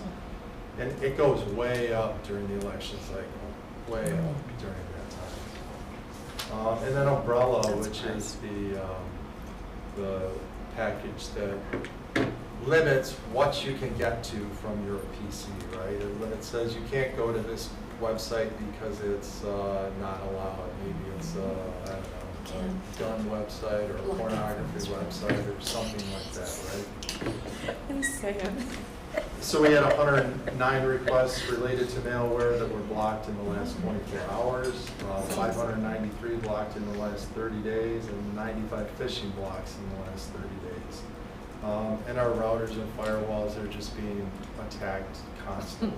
It's, and like I said, even though we're automatically denying a lot of these requests from these countries that we don't do business with, and we know that, you know, nefarious things that come in. So that's a big part of what we do is this security. It takes up a lot of time, whether it's managing these tools or managing all the changes to the network that are constantly happening because of the security fixes, patches, upgrades, that type of thing. Can I add something onto that? This is from risk management. You might have heard this in the presentation last month.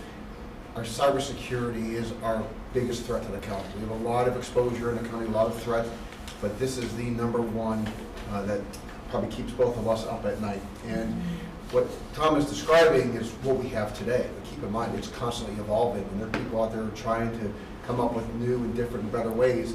So you're going to see Tom and his team present the next tool or next layer of protection that they'll need because it's just constantly going to grow. So please, when he presents that, be open-minded. I mean, this is a big cost, but on the back end of it, I think the cost would be enormous to the county, both from an operational standpoint and a financial standpoint. So appreciate your support and this effort. Thank you. And like I say, if you would like, we can do a real deep dive into the security stack. Around plausible deniability. I don't actually know that I really want to know. No, I don't think we want to know. No, I want to know that you're doing it, and I'm glad you're working on it, but I don't want my notes to someplace be the reason Bingo. that somebody can break in. In case you're checking, you can't get in from Israel. So I have a question, being new on the board and new with the iPad and everything. When we receive an email from the webmaster, if someone, there was something that was sent recently, and one of the other board members said, okay, when you get those, don't respond to it, especially if it's sent to a group. I think it was an email that was sent to all of the board members. So can you just shed some light on that? Well, the webmaster email. So on our website, there's a lot of different email addresses somebody from the public could email, right? They could, like mine's on there, all yours are on there, right? There's different generic emails for different departments or all the departments, right? There's FOIA email accounts. There's also a webmaster email account, which is really intended for somebody in the public seeing something on there that maybe some information, it's misspelled, it's not laid out right, it doesn't make sense, something like that. That's what it's meant for, but people just email anything, right? So I wouldn't say that you can't respond to it. I don't know, that maybe it makes sense for you to respond to it. It just depends on what that email is. We get emails to that webmaster account, I can't make it to court. It's just everything under the sun, because But I that. sent you an email. How can I help? Yeah. Okay, thanks. I had not, I was not sure who webmaster was or where it was Right. coming from, and there was something that was sent to all of the board members that was really a political view point, so I was just curious about that. Kelly? So this really interests me. This is what my husband does, network security. So I hear all this stuff all the time, not that I understand it. But do you guys I know you use the outside company to do the annual penetration test. Do you use a consulting firm or is it all in-house, all the security? It's, except for the penetration testing company that we bring in, it's all in-house. We have some contracts in place. So like our MDR is Cisco MDR, right? So we have a contract with them, so they help us, look at the logs and go through all the information and help flag things that need to be looked at right away, right? We're also working on automating some of that, right? So this flag goes up, this thing gets shut down. That's difficult because there's a lot of false flags, right?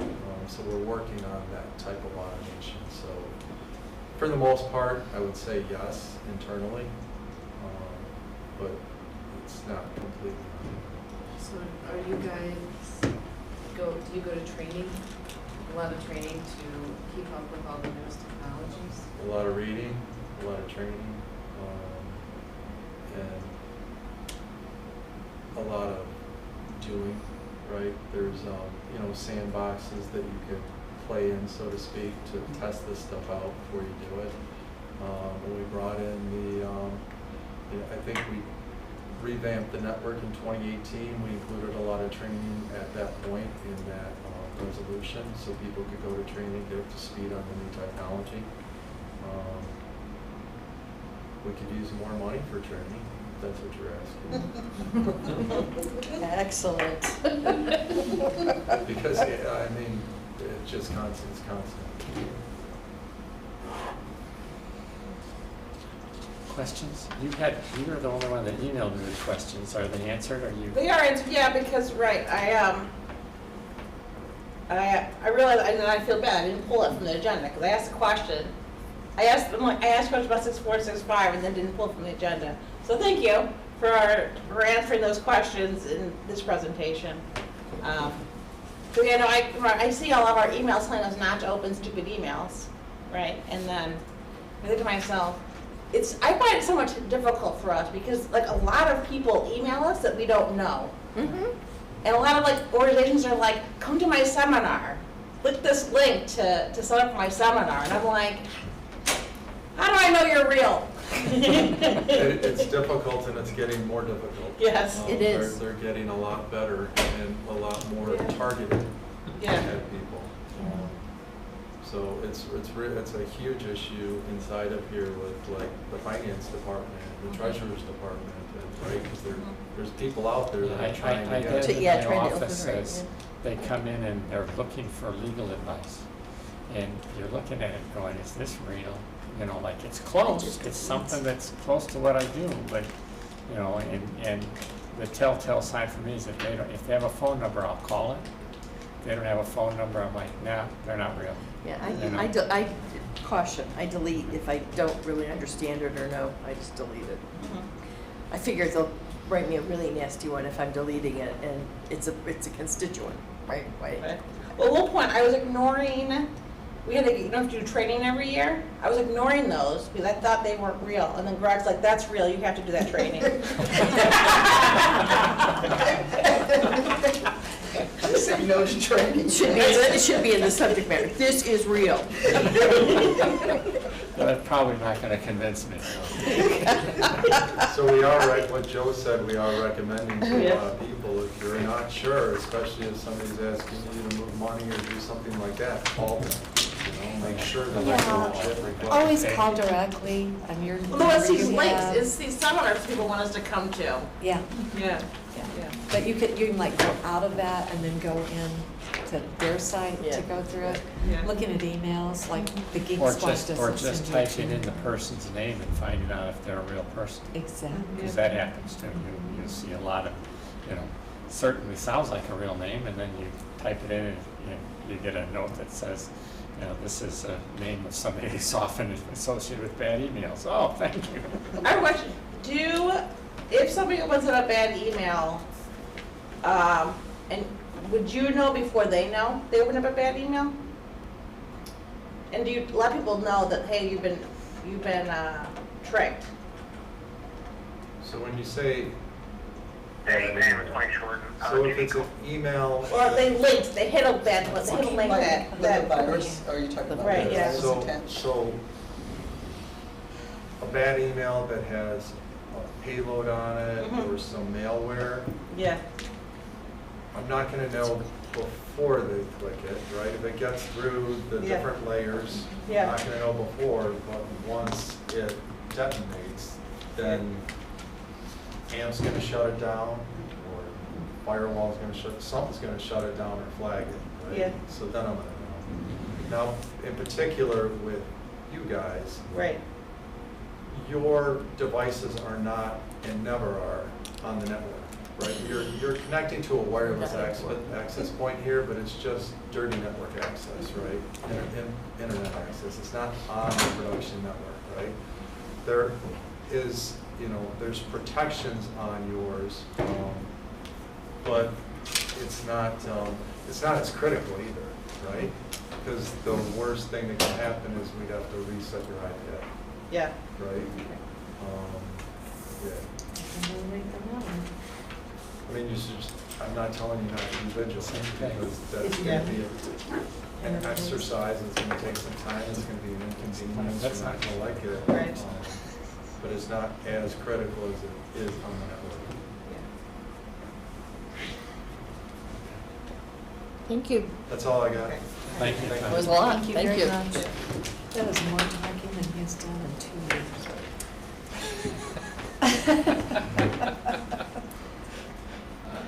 Probably for this meeting, yes. But I don't know about you folks, but I do agree. I don't want us to have a deep dive in a public forum under any circumstances. I don't want to deep dive privately. No, I don't. No, but I worry sometimes about like these things I open. At one point, I don't know, recently, where at my own home, I was like, Well, did I just compromise my own home? I certainly have no Yeah. problem with anybody here Yeah. calling to the IT department And if you asking them, think yes. something's going on with your computer. Without That's not what opening I'm you saying. Yeah, forward. I mean, I agree, I don't want a public have a forum phishing discussing how to get How to get past our Text IT. it out, Yeah, right. that's what we need. Yeah. They may have a phishing button. I'm not sure, I haven't looked for it, but like I know ours does Yeah. at work. And so you just like And it tag it goes. and Yeah. then security checks it out. We have that on our email. You can click Yeah. report fish. Yeah. If you suspect it, report it. Okay. I have forwarded things to Greg and said, is this real? And he's more than happy to just say, yeah, it is, or no, it's not. Yes. Well, like I Yeah, said, I he have has somebody to somebody my who does training. that for my office with the same kind of thing. Where I just, send this to him and say, should I open this or not, So anyway, okay. Flag flying and display policy. This is here because you guys asked to keep it on. So, you go. All right, I'll tell you a little bit about where we're at with it, or how we got there.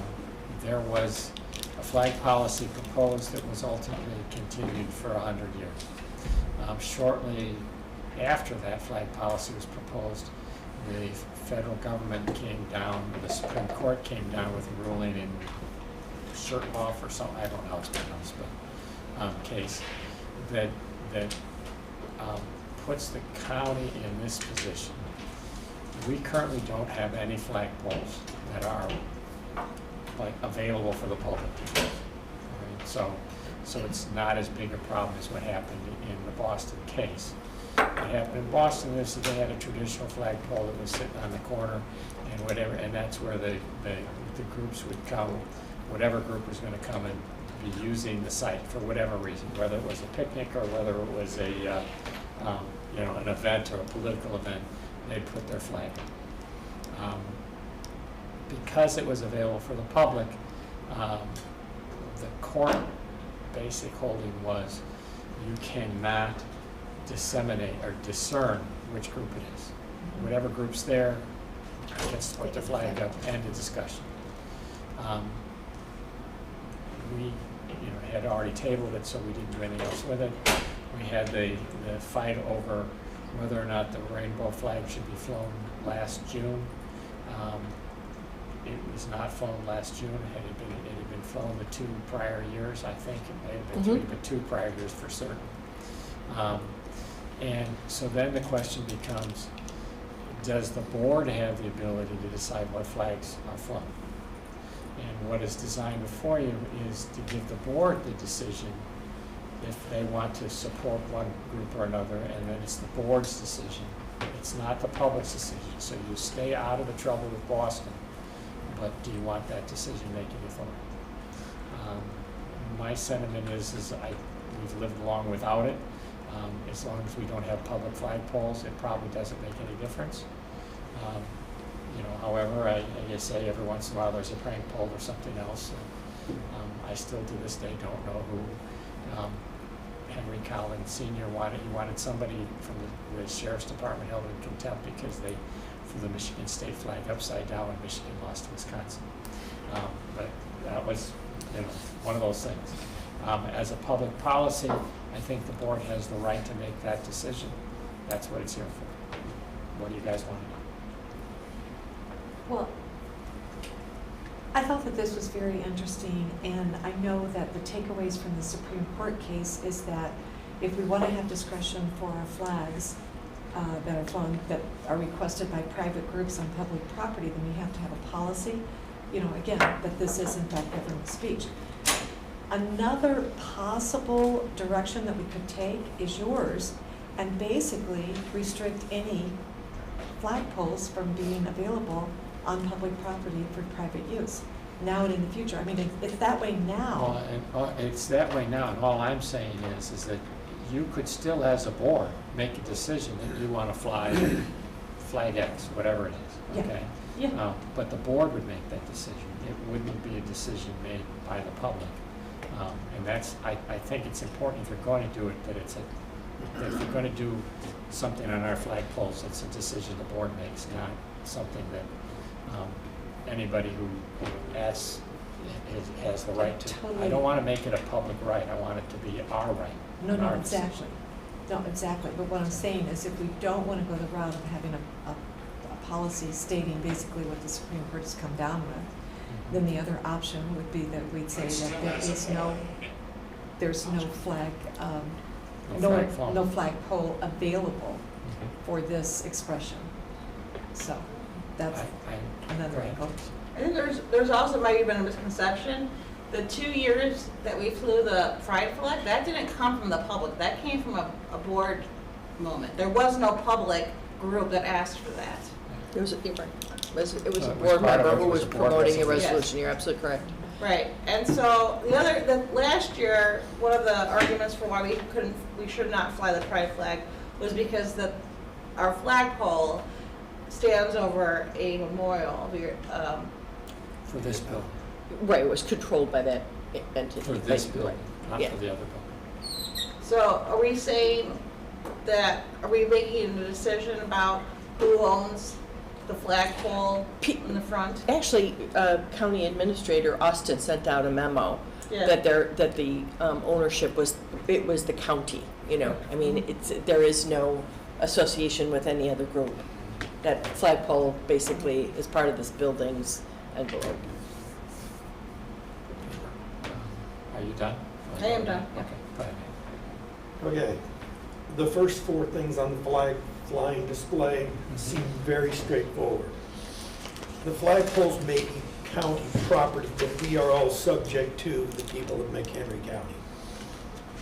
Anything anything that we give permission to fly on that flagpole will elate someone and give the finger to someone else. We just can't balance this. The sad part for me is it was sub-zero temperatures last week, and McHenry County had people living outside. We have cyber issues that, like you, I had flagged those numbers to be pulled because I can't believe the numbers we pay for it. We have a lot on our plate as board members. Important stuff for the community. This is not that. This sucks away time and money for us every time somebody wants to come in and fly a flag, when this should be straightforward, just government business, fly the flags, done and done. And it's not proper for us to take our time out for it, not proper for us to take taxpayers' money out to chase this, because we know going in, we will never fly a flag that everybody will be happy with, except presumably the United States of America. Well, we took the oath to that and to the Congress. So I think this could be amended very simply by striking line 5, and then to put some definitive on it, I would actually put on line 5 now, this policy must be changed by a 2/3 supermajority vote of the board to change this. Then we don't ever have to even come back and visit this. It's sad that it's gone through 2 generations of our board, and it's sad that we're still on it and we pushed it back another month, when this is really straightforward. From the Supreme Court on down, this is very straightforward. In the future, should the public decide to pay for it and erect a new flagpole and say this is a public podium, that's a whole different story. But this is county property, and these are county flags that should represent just the state of Illinois, our United States of America, and our county. That's it. That's my opinion on it. And again, the waste of time, the time suck to the board to be chasing this thing when we know as a board, we're very aware of this. We couldn't pick out of 5 super quality candidates, we couldn't decide on 2. How are we going to do that for a flag? It'll be a pummel every time we try to do this. Erase this, change that, we move on, and no business changes for the county then. My piece. So is the question, just to clarify, whether we have a policy or we don't have a policy? What I would vote, or what I would like to do is amend this policy that as it pertains by taking line 5 out and just putting on there that any changes to that, i.e. the flag or any of the polls in the future, would take a 2/3 supermajority vote. Only so people would have to be down the road, I'm hoping way past us. I mean, all of our people in McHenry County, Alicia, and there's PRP, the girl, Emily Matusik over there. We do well displaying the policies, the things that go right with McHenry County. We do very well at that. And although I've never been on a social media site in my life or had one, from what my kids say, social media is the way for this to go. So the flag is really superfluous, except to waste county board time, which i.e. waste taxpayers' time and money to chase this issue over and over again. I would just like to say, this is, I think the whole policy about the flag flying issue comes back to the pride flag.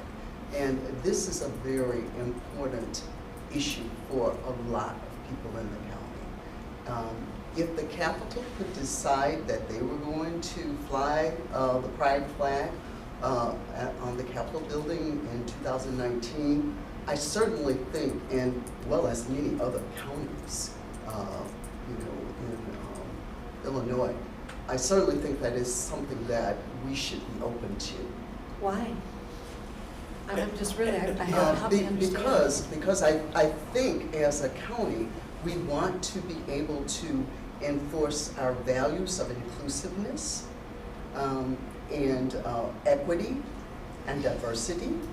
Would we be so open though for, let's say, First Amendment groups, or Second Amendment's group flag that wants to fly something for guns and liberty, the Don't Tread on Me one, would we be that open and inclusive for those flags? I am just saying is... And the debate for getting that out there, the debate does this. We're still here on it.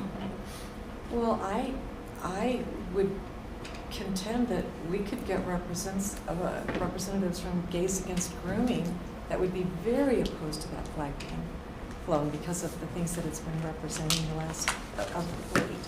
And a lot of debate going on. I mean, it's like putting up a matchstick in a thunderstorm, you know, Well, it's. if I may for a second, I don't want to debate a specific I flag. don't either. because I just That's not want what to we're here today.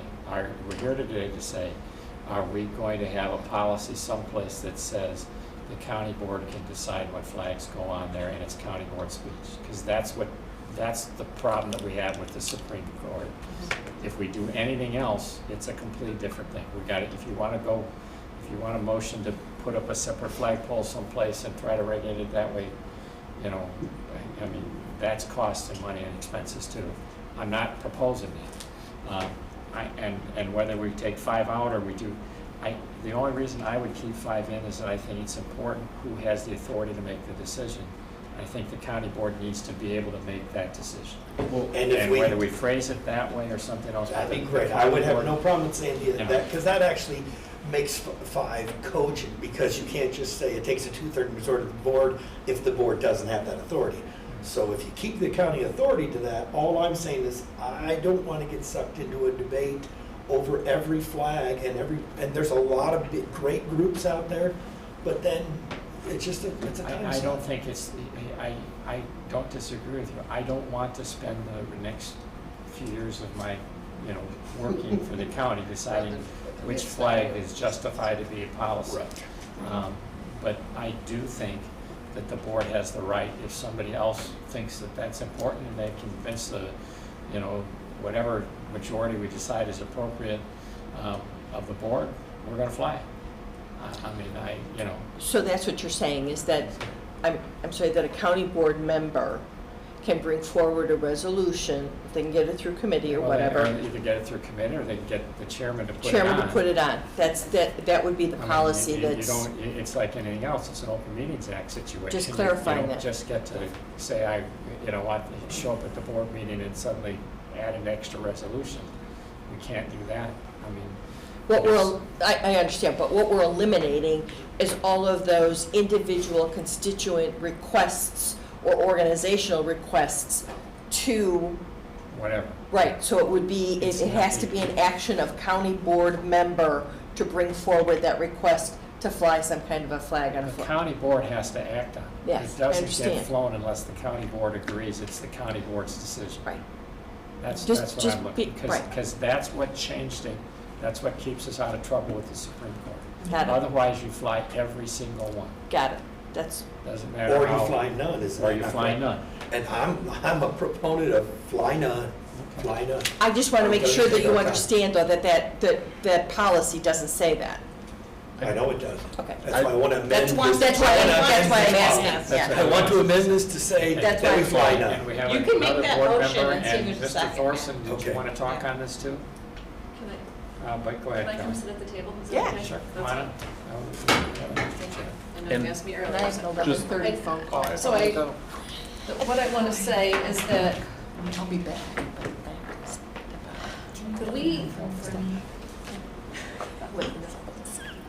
our county board routinely has proclamations honoring Hispanic Heritage Month. We just had one that was Italian Heritage Month, Pride Month, Police Appreciation. We routinely have these proclamations. And in the past, like what was said, we had proclamations celebrating Pride Month, and that's where the flag was suggested to be flown.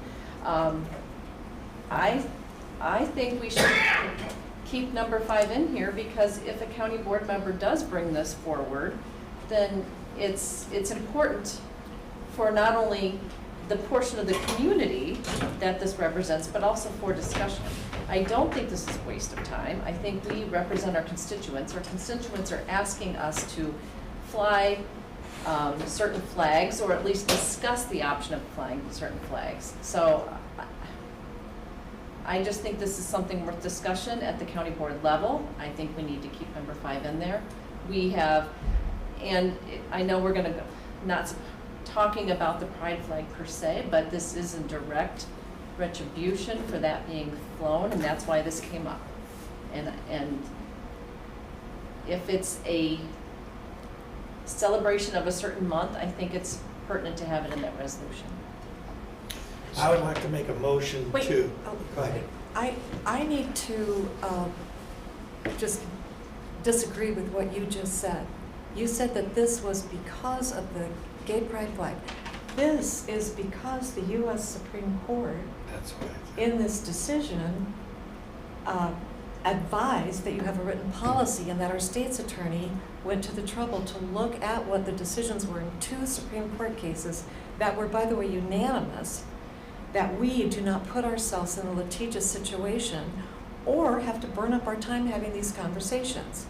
And I don't know what the population is of different groups and what might push the buttons of this group or that group. You're talking about a flag that I know for a fact would be 2 groups that would, you'd think, be represented by the same flag, but they are absolutely opposed right now politically, and they both live here. So to make a statement like that makes this petty, and that's not true. This is about the Supreme Court decision and a policy by our county board. Well, actually, it was not spoken about. That's what you said. Policy and It's what you said. the Supreme Court decision was not brought forward to the board until we were talked about this resolution. This resolution was talked Because the Supreme Court hadn't ruled yet. Right, The they Supreme had not Court ruled yet, decision so hadn't we been started made talking yet. first before the Supreme Court ruled, so This we is a need to new board. remember the This is for order. We this board. talked about this for a few years, then it was brought up, in May, and then the Supreme Court ruled upon it after May. All right, I just have one question. Sure. I like Matt's idea of just amending it where we still have a policy that the county board changes it, but maybe a 2/3 majority. Is that something that the Well, county board understand is you can capable of suspend doing? any rule by a 2/3 majority, so if you've got the 2/3 there, you can also suspend the rules whichever way you want. I don't, I'm okay with whichever. I just, from my standpoint, I want to see something here that we don't get sued because we decided not to fly, or, we've made a choice. I mean, the Supreme Court, if you look at the other cases they had about signs, what they looked at was, if you have to ask yourself what's on the sign, you've probably violated the First Amendment. I mean, that's the short sweep. So if we're in the position of looking at the public and saying, well, Kelly, you can fly yours, but Terry, you can't fly yours, or vice versa. We've already asked what's on it. We've already violated somebody's First Amendment rights. I don't know what the value of that is. I don't do a lot of First Amendment or that matters, constitutional right law work in terms of, but I don't want to put us in a situation as a county that we have to pay damages to somebody because we wouldn't fly their flag. I would much rather have it be a county board decision as to what flags to fly. Whatever flag it is, and whatever group it is, I still think the county board has the right to say, I want to fly one. But it's the county board's decision. Correct. That's the only, all I care about in this thing in the end is that it's the county board's decision what to fly, and not the public's decision, Correct. other than as they are represented by us. I would like to make a motion that we just have our federal, state, and county flags. So the first We one. don't have no other flags fly. I would like to make a motion on that. I Does second that, it, does so that, that's does that without include Well, the you prisoner just- of war flag? If you want that Yeah, to be your because that's flag with the flying federal policy. flag. Okay. Yes, the first 4 on the flag flying policy we have. Are fine. And Okay. we could omit number 5 in its entirety, but I have no problem with that. And I wasn't aware of that, thank you, that the 2/3 will change any rule anyway. We can go 1 through 4 right there, debate's over, and we don't have to alienate anyone. My kids are constantly telling me words that I can't say anymore, pictures that you can't use and stuff anymore, because what was once positive is now a negative. We can't afford that liability in the county. I'd like to make a motion to just do 1 through 4 for the Is policy. there a I second? second Matt's motion. That's it. Okay. Emotion? Right, so we will talk about the amendment first, which is you're basically amending this policy that we have in front of us. Yes. So we're talking about dropping number 5. Yes. Okay. So that's what's on the floor. You guys have the floor. Where? Well, I think we're gonna see the same discussion at the board that we saw with the resolution that we tabled for 100 years. So we're gonna find ourselves right back where we were, I don't know if it was a year ago or when it was, I can't About a remember when we year ago. tabled it for a year. But that's essentially the same resolution that was put up last year that was then tabled for 100 years. Maybe they shouldn't table Well, It's a different I- board. I, 1 It through is a different 4 board. One Yeah. through 4, I'm fine But- with. 5, I still think there should be something in a 5 that says, this is how the county, if the county board wants to fly a different flag, the county board has the authority to do it. But if we don't fly it at all, we're not litigious in any way. That's correct. If we in don't any fly way, shape, any or form. flags at all, If we we're don't, not- we can't that's get in correct. trouble. And again, we could fly a flag this month, that in 2 months from now, a group or others would be, they can Opposed turn to it. Sure. completely. This way, there is no, we save our time, our taxpayer dollars, and we really avoid the liability of it. In something that is so meaningless at this point, electronics does everything now, as my kids tell me. Well, So- and I would respond to that by saying, I do remember when the MIA flag was controversial. Right? I I'm do old too. enough to remember. I do too. I And do that, too. that. And now it's a federal flag. 30 years ago, 40 years ago, it would have been a big deal. And Joe, we can overrule it by 2/3 anyway, so We it can seems. pull it off and do that, yes. Yeah, it seems redundant Um, to have it in I'm there. going to do Kelly and then I'm going to do Mr. Thorson. Go ahead. So Come on up, Jeff, I so we can agree hear on the with, mic. I agree with you, Joe. I think we need to have number 5 because this is limiting the county board's actions right here. If you don't have that on there, then the county board cannot take any action. And in the past, we have done that, and now you're limiting what we used to be able to do in the past. Action. And this is not meaningless because these flags mean a lot to people. That pride flag, whether some people here agree with it or not, it means a lot to people. And the inclusion that it's giving members of our community. But we're going back to the flag, and that's not what we're debating But you said here. it was meaningless, so I'm telling you I it's didn't say not it was meaningless. meaningless. I Yes, you said did. Yes, you did. At this It point, is not meaningless, and flying these flags are not meaningless. If we pass a resolution that says, it's Italian Heritage Month, and somebody wants to put an Italian heritage flag up, then we can discuss it. I don't want to limit the county board's ability to make decisions. Mr. Thorson, for the record, for anybody watching or available to watch this meeting in the future, Mr. Thorson is a former board member, and I've asked him up because I know that's what he stands for. You have the floor. Thank you very much for allowing me to speak. I wanted to point out just a couple of small facts. One is that it took an act of Congress to put the POW flag on federal buildings. And currently, I don't believe that the Purple Heart flag has been passed through Congress. And there is a time when you want to definitely fly that Purple Heart flag, and that is on Veterans Day. I think that the way you presented it, Joe, gives us the opportunity to do that. And I think that if you want to do anything else, I agree with Joe. It's up to your debate, and it's going to be, at that time. But I really think you need to leave an opening for the Purple Heart flag because it's not governed by, or it's not included in the federal flag policy, to my knowledge, right now. So I think that that's a consideration, and that's really all I have. And just to clarify, would we be able to, the county board would still be able to fly the Purple Heart flag, they would just need a 2/3 majority, correct? Well, right now, you don't have a way to even technically, with this, you have to, you're basically presenting this as, I want to amend the flag policy to fly this. With leaving it in my mind, it says, here's how you do it if you want to fly something else. I mean, we're fixated on a flag that is pretty controversial. I'm not certain that the Purple Heart flag is going to suddenly draw a chorus of boos. I would think that would be pretty surprising, but, I hope not. I don't, worlds change, and flags have different meanings over time.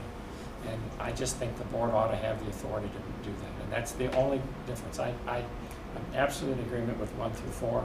I don't have any trouble with that, but I do think that if the chairman of the county board wants to put something up, it shouldn't be a motion to suspend the rules first and then do this. So what if we just put a 2/3 majority in number 5 then? That's fine with me too. I mean, because it's the same thing as suspending the rules. Matt, do you? Yeah, but want to then it is, I would amend my motion to do that, as I said before, to leave 5 in with that 2/3 majority. Is that okay with the second? Yes. Well, I guess, why do you have an issue with just a majority? well, I think the issue I have with that, right, is kind of going to what kind of what everyone said, right? I don't think there's anything controversial about flying the U.S. flag, the state flag, the county flag, the POW flag. There are going to be ceremonial flags, whether it's the LGBTQIA plus flag, the Gadsden flag, which has been associated with pro-gun. There's just going to be groups constantly going in, and then we're always going to have a nail biter of a vote. A bunch of people showing up one way or either vehemently in support, vehemently against. I think it's pretty uncontroversial to say, here are the flags we're flying, they're government flags, and if you want a ceremonial flag, fine, but it better be something that gets at least 12 of the board members vote. I mean, The change, Right. when you had 24 members, Right. it may have been a bigger change. With 18 members, you're talking about getting 10. If a simple majority, or you're talking about getting 12 with a 2/3 majority. It's not a huge swing, folks. I mean, I'm fine with either one. I mean, we've only had, this is, changing it to 2/3 instead of the simple majority that we have, isn't going to change the discussion that we've had. As far as when I asked about this in previous discussions, the only flag we've ever flown that wasn't one of the original 5 that we have out all year long is the pride flag. No, we've flown the purple heart flag before. We did. Okay. I mean, we didn't really talk about it much because, it wasn't. Came up. And I don't think anybody objected. the community hasn't asked us to fly any flags at all. I do know about one representative at the state asking us to fly a different flag for every month. That was never, to my knowledge, discussed at the board. But the public has never asked us It was like once a to. week, but that's all another story. And some of them were pretty silly. They were very silly, and I thought maybe we should have been discussed at the county level so we could discuss what we thought, those flags. But the public there isn't a public outcry for flags, for any flag. The flag that has been flown with controversy did not come from the public, it came from the board. That kind of thing. Right, but I would say leave it as written. Let's focus on. Right, I would leave the policy as written. I'd leave the policy as written. I'm okay with the 2/3. Kelly, I know you don't have a vote, but go ahead, tell us. I know, I don't have a vote, I'm just, is it that, I don't want to say big a deal, because that's not the wording I want to use, to fly a flag, to make, what's that? Just because I said it's not that big a deal first, sure. That's right. To suspend the rules to fly a flag, I mean, should we have to suspend the rules to fly a Purple Heart flag? No, should we have to suspend the rules to? It wouldn't be suspended. No, it is, I mean, it's the same amount of vote, 2/3. So whether it's 2/3 majority to fly a flag or 2/3 majority to suspend the rules, really, people here are representing the county, and we elect presidents with the majority of the vote. We elect people with the majority of the vote. Shouldn't we take the majority of the representation of the county and factor that into flying the flags that the majority of the county wants? Yeah, first off, I want to make sure I capture the intent of the amendment up there. But secondly, I'm thinking through the mechanics of how this would work. And let's take the case of a proclamation that's presented to the county board for approval. And that proclamation includes a statement to fly the ceremonial flag for whatever the proclamation is. If that proclamation passes by a vote of 10-8, it passes by a majority, but not 2/3 majority, does that proclamation then really pass if that statement is in there? So, well, the proclamation passes, but the flag's not going. So then I think what we should do is maybe clarify that a proclamation would pass, but then the flag component of that would not pass. And I'm fine with a proclamation remaining as a majority. I personally don't. have an issue with that. I just would like a We're not 2/3 or proclamation fail. Well, we're going to now, I think. I would do a I just proclamation. want to point out that I think that mechanically you can work around that particular issue, but I want to make a point here, and I think it's very important to make this point.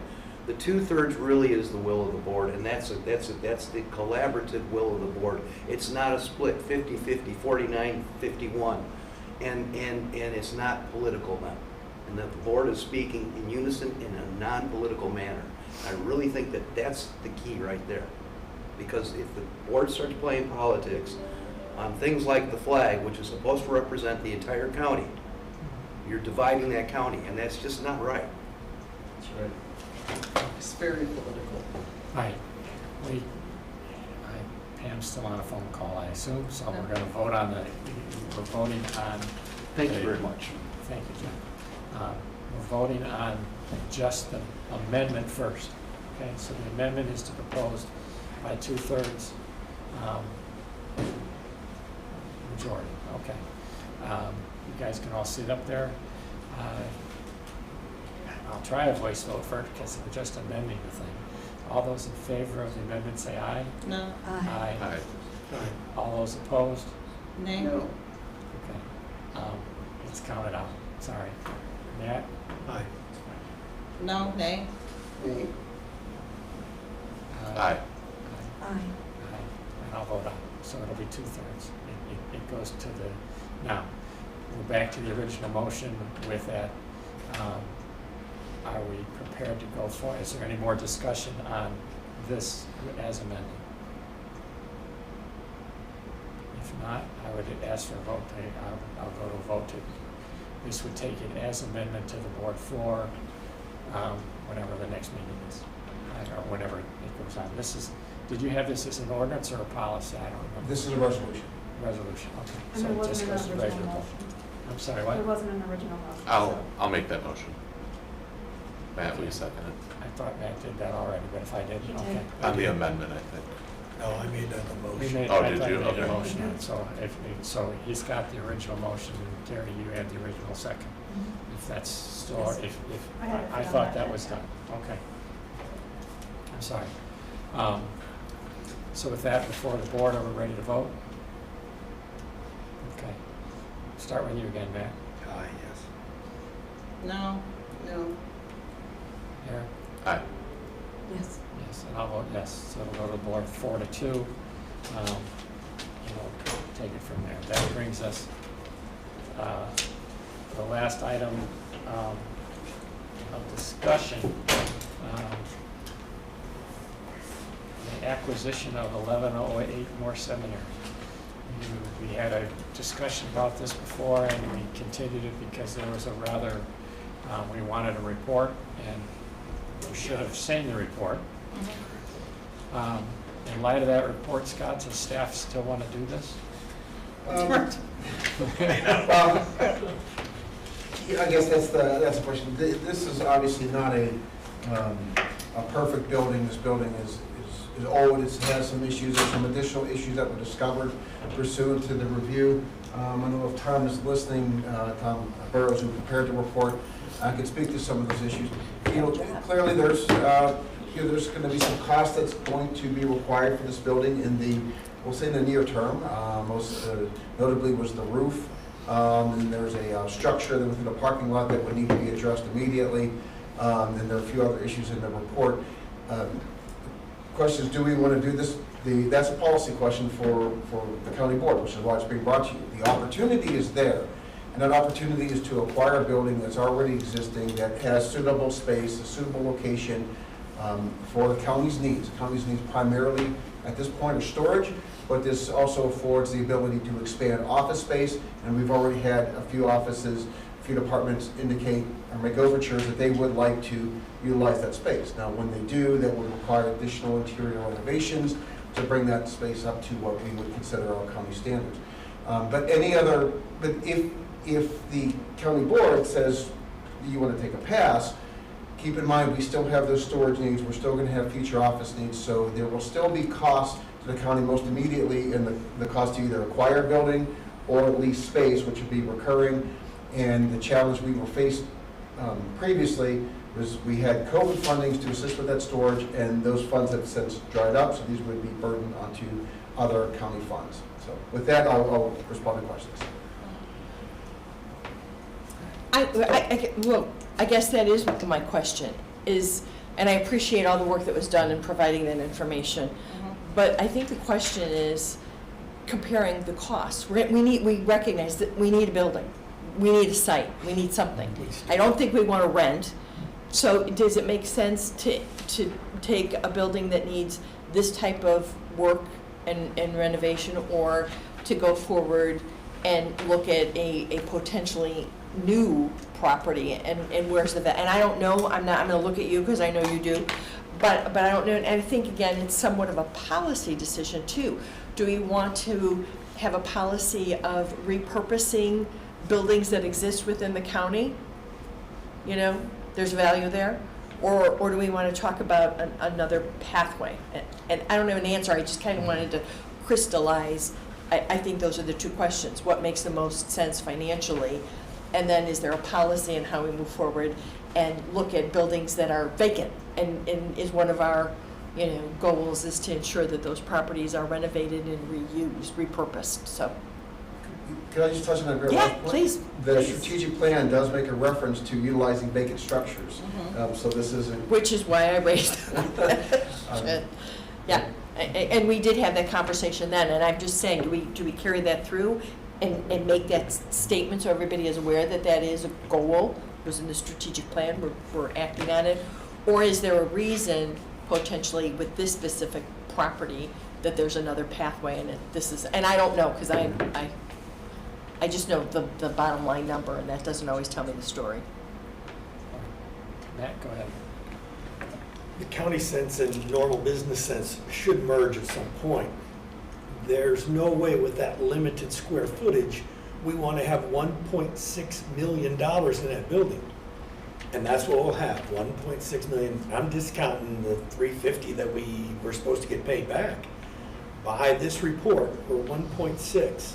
We're 300,000 plus just to keep utilizing the building now that has existing leaks and plumbing issues and things, as you mentioned. So we have those expenses right up front. We, by the report, are about $40,000 a year to maintain this building. We can't rent or find other space for $40,000 a year to cover our PPE overload, because that's what it's going to cost us to maintain this building.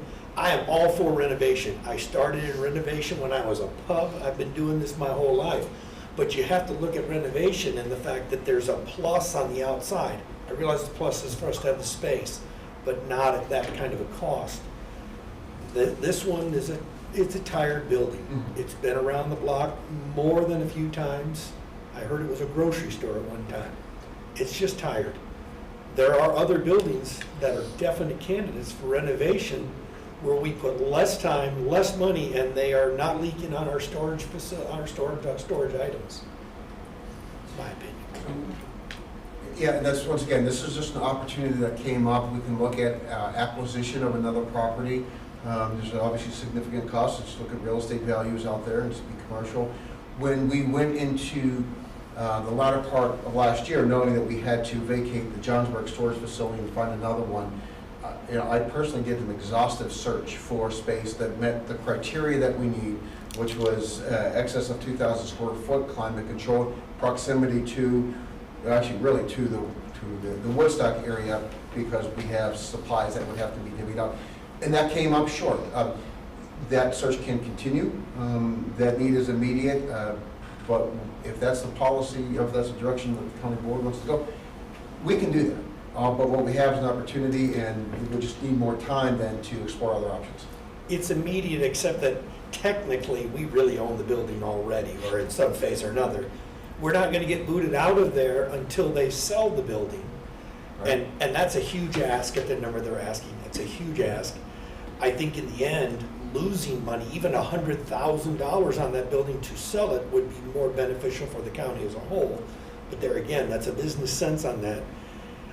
can we know an inventory of what's in that building? Who is the inventory for? What is that stuff being held for? The health department, and it's really COVID-related supplies, PPE. Okay, so it's all health department. What's in there now, yes. And This is there- not something that is now going to be divided out between the groups who actually need this stuff. Well, that's the challenge we have is we were given a lot of materials from, from the various, the state and the federal. We have to hold on to it. I mean, even if it's expired, we have boxes of expired PPE that we cannot throw away, because if they come a-calling, You have to have then we are going to be held responsible for all those costs. So it's a Government, baby. it's an interesting challenge that we have. Well, again, I don't think $1.6 million will ever serve this county well for that little tiny piece of square footage. It's just, it's a boondoggle. It's way too much money for that little bit of square footage. And, Correct. and my question is what's the other downside? I think Matt explained the physical and the expense. What's the other downside? Because technically we own that building, right? So we're going to be responsible, we Well, end up being, No. The housing authority. The housing authority owns that owns it, building. and they can sell it Yeah. and use it and budget out whatever they're gonna do. And give us They're back short. our three- so we're not going to be responsible for any maintenance or any problem No. that occurs in that building at all from now until then? As it Okay, sits that- down. Okay. That's what I needed to know. Thank you. Okay, so, can I have a motion so we can decide yes or no? I make a motion not to approve, we're making a motion not to purchase the building? Okay. I'll second that motion. Second that by Salto. Any other discussion? I have a question. This is on our finance So- committee agenda It is. tomorrow too. Yeah. So, Yeah. so what do we do? So I can speak to Well, it'll end up in this. the Okay, board, and that's the controversy, unusual. the board will decide it. It's not unusual that you do different things. And that was put on for finance and audit because there are Well, could we costs spend $1 directly and million? indirectly associated with it, including the waiver of the $350,000. So it's only appropriate that the finance and audit committee would weigh into it. What would happen, and if the pleasure of the committee is to not pursue this, I'm speaking Goes with to Chair the unfinished Scala, he business. was going to take the lead from this committee and would likely pull that from the finance and audit committee agenda if it didn't approve here. The mechanism, if you would not want to pursue this, is to table this resolution indefinitely.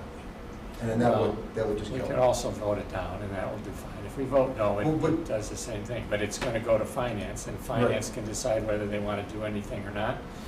If the two committees are in opposition, it goes to new and unfinished business, and the board can decide as a whole. So, and that's the thing, by voting it down, it still goes to new and unfinished business. I have no trouble with the rest of the board weighing in, but I think they're gonna come to the same conclusion. And it might be that, over time, we see ourselves revisiting it again, just depending on if we can find a site, if it's not, who knows? So I would prefer to do an up or a down rather than tabling it. Okay. With that in mind, everybody knows what the up or down is. You're now voting to approve his motion because he said it in the negative. So, shame on you, I should have corrected that. I actually voiced it as a question to you. It wasn't actually the motion yet. Yeah, could you withdraw that motion? Yeah. and Yeah, then- say, restate it. restate Yeah, it, motion, restate it and then to approve, positive. And then we can vote it down. Just like that. Okay. And I concur as a second, Right, yes. so now, a yes vote is to buy the building, and no vote is to not buy the building, okay? Acquire. To acquire. What? To acquire the building, all right, whatever.